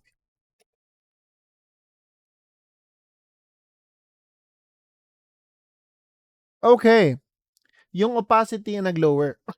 That's because you are not in the speed line. Malalaman ko mo kung anong line siya ngayon. You align your mouse. Anong pangalan? Opacity sa inyo. Sa amin time remapping. Why? Because we right-click the FX box and we went to time remapping and speed. You must be in the speed line first, sir, ha? So, you must be here. Dapat nasa speed ka. We are in the speed, right? Earlier, I discussed na nasa speed tayo. Okay. Now, once again, let me repeat this. So, kung nasan yung playhead mo, no, that's fine. It's fine. Okay, mag-sorry pa. Good job. Good job. Now, kung nasan po yung playhead natin, I'll hold control, click the line. Hold control, then you click it, di ba? Hold control, click. Mabuo yung keyframe. Isa lang. Isa lang, ha? Tapos, ang gagawin natin, we're going to speed up the keyframe before. Yung speed line niya before. I guess nakuha mo na siya dito. mag-spotlight lang ako para makita mo. So, angat ko siya to 500. Okay. Then, abrupt pa siya ngayon. That's why we need to separate the keyframes to create the slanting line. So, render into out ko muna to. And if you'll try to play it, naka-speed up na siya and unti-unti nang bumabalik to 100. Now, how about coach, gusto kong mag-outro siya. So, mag-outro siyang naka-speed up. So, from speed up, went down to a lower speed. How about from lower to higher naman? Possible po ba? Yes. So, I'll just use my player to choose which part siyang slow down or mag-speed up. So, gusto ko pagsimula dito. Okay. So, control, click to create the second keyframe. So, control and I click the line to create the second keyframe. Drag ko yung speed line after sa second keyframe. Kasi pataas naman tayo. So, 500 plus and separate your keyframe to create the ramp. By the way in how you expand the keyframe, wag mong ilalampas guys ha. Ilagay mo lang almost sa dulo. Then may adjustment pa, may allowance pa. Then adjust naman, may allowance pa. Hanggat na wala na siyang adjustment. Hanggat sagad na siya. Alright, and that means that's the end. So, if I'll try to render into out, fast in, fast outs, let me have the middle part na mas maliit siya ha. Kasi napapansin ko matagal siya mag-slow down. So let me just try to compress ko lang sila. Okay. Na-compress ko, na-move ko kasi yung keyframe. Gusto ko saglit lang siya mag-slow down. Then it will speed up right away. So if I'll try to duplicate it, hold on. Duplicate ko siya. Render into out. Tingnan natin. Fast in, fast outs. So the way on how they transitioned, it looks like they're all connected as one. Parang connected lahat, di ba? So sobrang bilis, akala natin isang clip lang sila. What if we'll drag other clips here? So I'll try to drag the other Deadpools. Itong standing Deadpool. Click I. And where it ends, O for outro. Drag the video. And for this one naman, click I and O. Right-click the FX box. Go to time remapping speed. Huwag mo kalimutan, Joseph, ha? You must go to their speed one by one. Time remapping speed. Let me just create the speed ramp for each of them, ha? So, dito siya magsimula mag-slow down. Control-click. Dapat naka-selection tool kayo. Glorian, okay. Hindi po siya nag-out. Kailangan mo to madrag ang dulo. Drag mo yan pataas. Actually na-separate mo na siya, yung keyframes in advance. Pwede mo munang madrag tong line. Drag mo to. Diba, this is the second pair. Actually, na-expand mo siya. Na-expand mo siya in advance. Drag mo to. Can you drag that one? Sabihan mo ko if na-create yung rampa, ha? Ito yung ginawa mo, so if susundin ko siya. So, pwede kasing, ang style ko before, I separate the keyframes first, tapos maglagay ako ng allowance before. Then, dyan ako mag-expand pataas to 500. If I'll follow what you did. That is the intro pair. Then, for the second pair, mag-speed up naman siya, control-click. Ito yung ginawa mo, sir. You separated the keyframes first, pwede naman. Tapos, na-separate mo siya, and dyan ka na nag-expand sa dulo. Dapat may allowance siya ng konti sa dulo para makadrag out ka pa. Huwag ka mag-drag. Baka dito ka kasi nag-drag kanina. Baka dito ka nag-drag, no? Sa loob ng speed ramp mo. Hindi ka makadrag dyan. Tingnan mo, ha? Undo ako. So, if yung keyframe mo nasa loob ka ng keyframe and you try to drag that up, hindi mo madrag. Kasi nasa loob ka ng rampa pa. Like, itong rampa, mabubuo pa yan. Dapat dito ka sa labas. So, ito yung dapat mong gawin.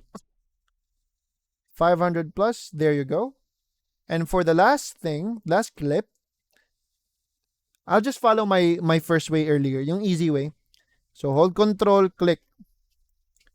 Drag ko muna yung line up. Later ko pa siya i-separate.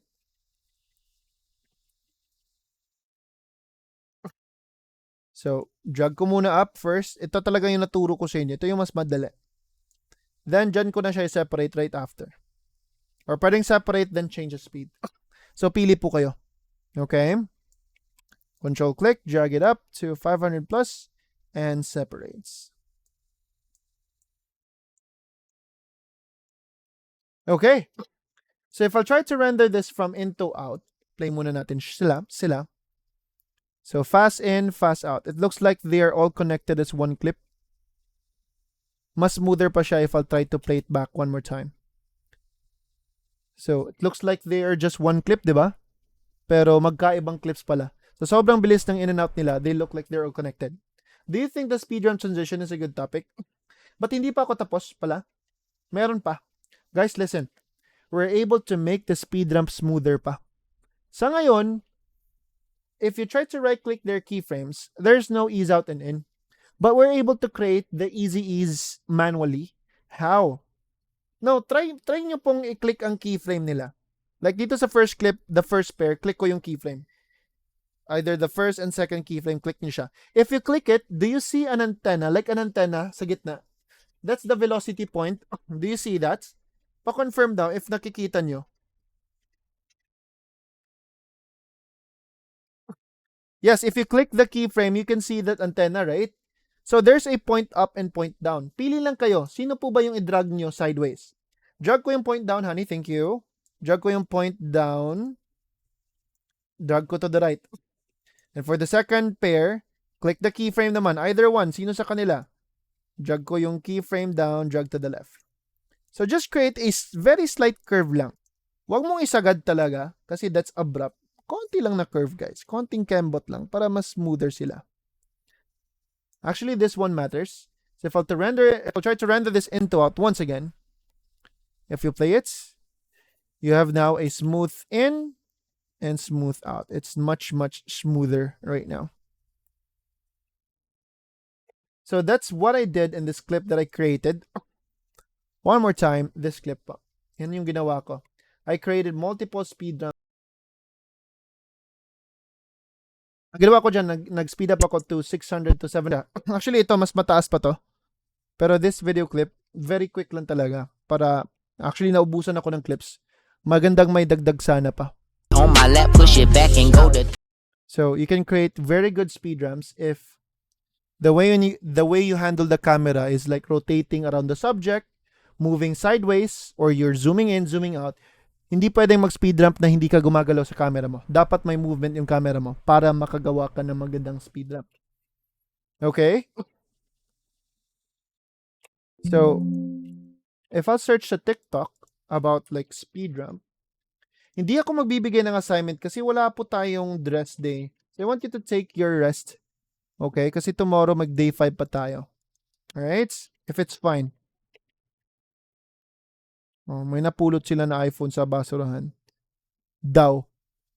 Hanap tayo. May magandang nakita ko na speed ramp. Especially for car videos.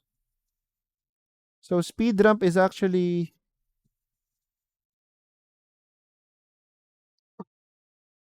napakadami ng mga sample ngayon. Hindi ko na makita yung magandang actually napakadami ng sample sa speed ramps. It's usually made in car videos. Try to watch tutorials about speed ramp. Maganda talaga if may ano kayo.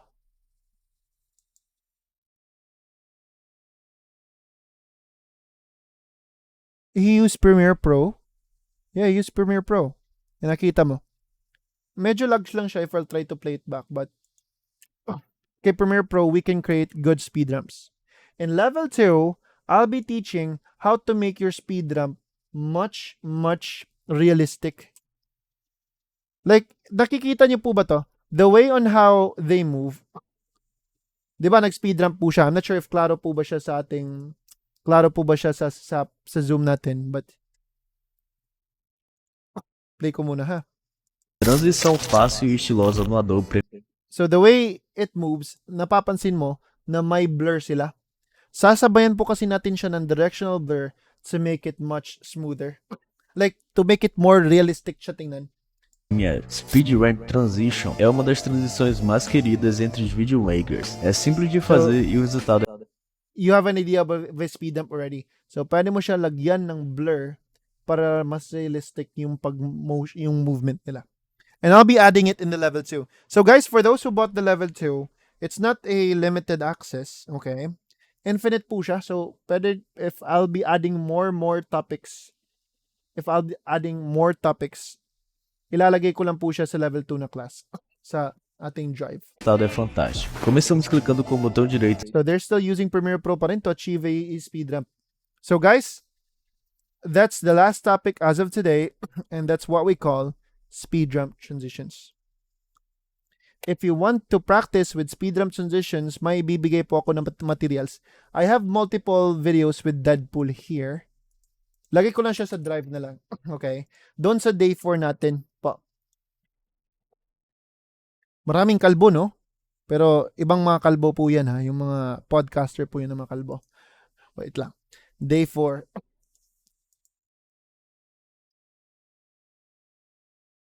Batch 120. No. Sa ibang folder pala.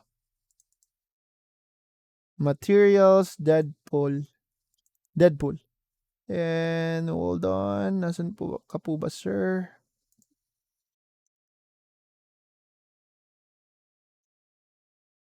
Ito pala. So, upload ko lang siya. So, these are multiple Deadpool clips, ha?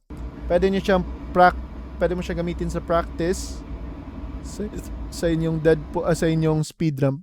It's more rotating sideways kasi, kaya ma-appreciate niyo po sila. You can practice speed ramps with this. So, let me just upload this folder. Sa day 4 materials, you know where to find their day 4 materials. So, hintayin nyo lang po siya ma-upload. Guys, this is the end of the line as of our day 4. Another training naman tomorrow. Tomorrow, you'll graduate from us. Another topics to discuss. So, importante din ng topic tomorrow because I'll be teaching how to control your audio, how to create a clipping mask, how to create screen swipes, export settings, green screen background, and many more. Media encoder din by tomorrow. So I want you to be ready tomorrow, ha? I'll be available po by 6 p.m. So any questions before we end our training today, guys? Any questions, please? Go ahead if you have questions. Coach, can we also apply time remapping to sound? Mas easier siya. Ituturo ko siya bukas actually, Ma'am Friza. So, hindi time remapping na. Audio lang po siya diretso. How did you control? Time remapping sa sound pala, sorry. You mean time remapping sa sound? No. The sounds will not adjust automatically. So, it's different. Medyo iba yung gagawin mo sa sound. Okay? Hindi talaga sumasabay yung sound. Like, if I'll give you a sample right now, hindi sumasabay yung sound. You must find a sound effect that matches to your time remapping sa video mo. Kasi hindi sasabay yung sound. And trust me, it doesn't sound good. Try to slow down or speed up your audio. It doesn't look good talaga. Like, what if I have here an audio? Like si Ma'am Angel or walang audio tayo, ha? Pero hindi talaga maganda tingnan. And hindi rin sumasama si audio mo sa pag-speed ramp ng inyong video. So, negative po. Like, imagine, you have a clip, tapos nag-speed up or slow down ka, nag-speed ramp ka. Like, possible po ba? Actually, pwedeng mas-speed up or slow down yung ating audio. But speed ramps, no. Negative po talaga siya. Thank you, Joseph. Thank you, J. Pao. So, sorry talaga, ma'am, ha? Negative. Kaya hindi ko siya sinasali, Ma'am Teresa. So, you need to find sound effects, follies. You need to create follies. That's why in movies, mag-slow motion si Flash or may mga slow motion or speed up na moments. Those sound effects, those sound effects are created in a different method. So, dapat ibang way po siya. Nababagay talaga. Okay? So, it's only the videos that we're able to create speed ramps. All right. So thank you for tonight, and I'll see you again once again tomorrow. I'll be giving the certificates bukas. Ang time lapse po, pwede po ba siya sa speed ramp? Time lapse. Wait lang. If originally naka-time lapse yung clip mo, tapos i-speed up mo pa, mukhang hindi mo na kailangan i-speed up yung time lapse, Glorian. Pwede naman. Kasi if sa clip mismo mo, sa clip like sa camera mo mismo, 'di ba? Like yung camera natin may mga hyperlapse, time lapse naman, right? Tapos if originally na-shoot mo siya sa camera mo to a hyperlapse. 'Di ba sa camera magsisimula yung hyperlapse, yung magandang time lapse. Hindi magandang gumamit ng time lapse sa Premiere Pro na kasi if you're referring you create the time lapse here, you're referring that you're willing to speed them up all the way up, 'di ba? Wag na po. Maganda talaga mag-create ng time-lapse sa camera pa lang kasi may settings yung camera natin sa time-lapse. But if the clip is already like naka-time-lapse na from the camera to a video, pwede mo siya ma-speed ramp pa rin kasi it's still a video clip pa rin, Sir Gorian. So, pwede pa rin. Try to drag a clip na naka-time-lapse na. Makakagawa ka pa rin ng speed ramp sila sa kanila. Ma'am Lian, sige po. And send me a screenshot if you have a question, ha? So, pwede pa rin, Sir Glorian, kasi there are still clips. Raw footage pa rin kasi siya if ilalagay mo sa timeline mo. Ang hyperlapse, time-lapse, that is done by the camera alone. Diba yung mga camera natin, may mga time-lapse? Sa GoPro ko, may time-lapse. Sa iPhone, not sure. Hold on. Sa iPhone siya wala. Meron. It's done by the camera. Okay? Hindi, I don't suggest speeding them up dito na sa ating Premiere Pro.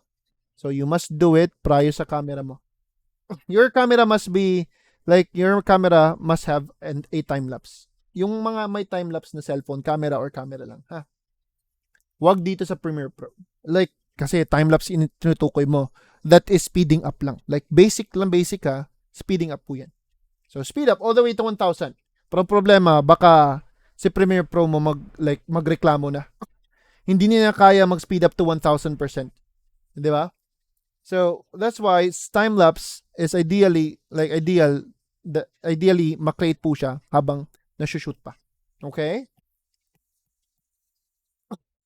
So, I guess we're good. Guys, thank you so much for tonight.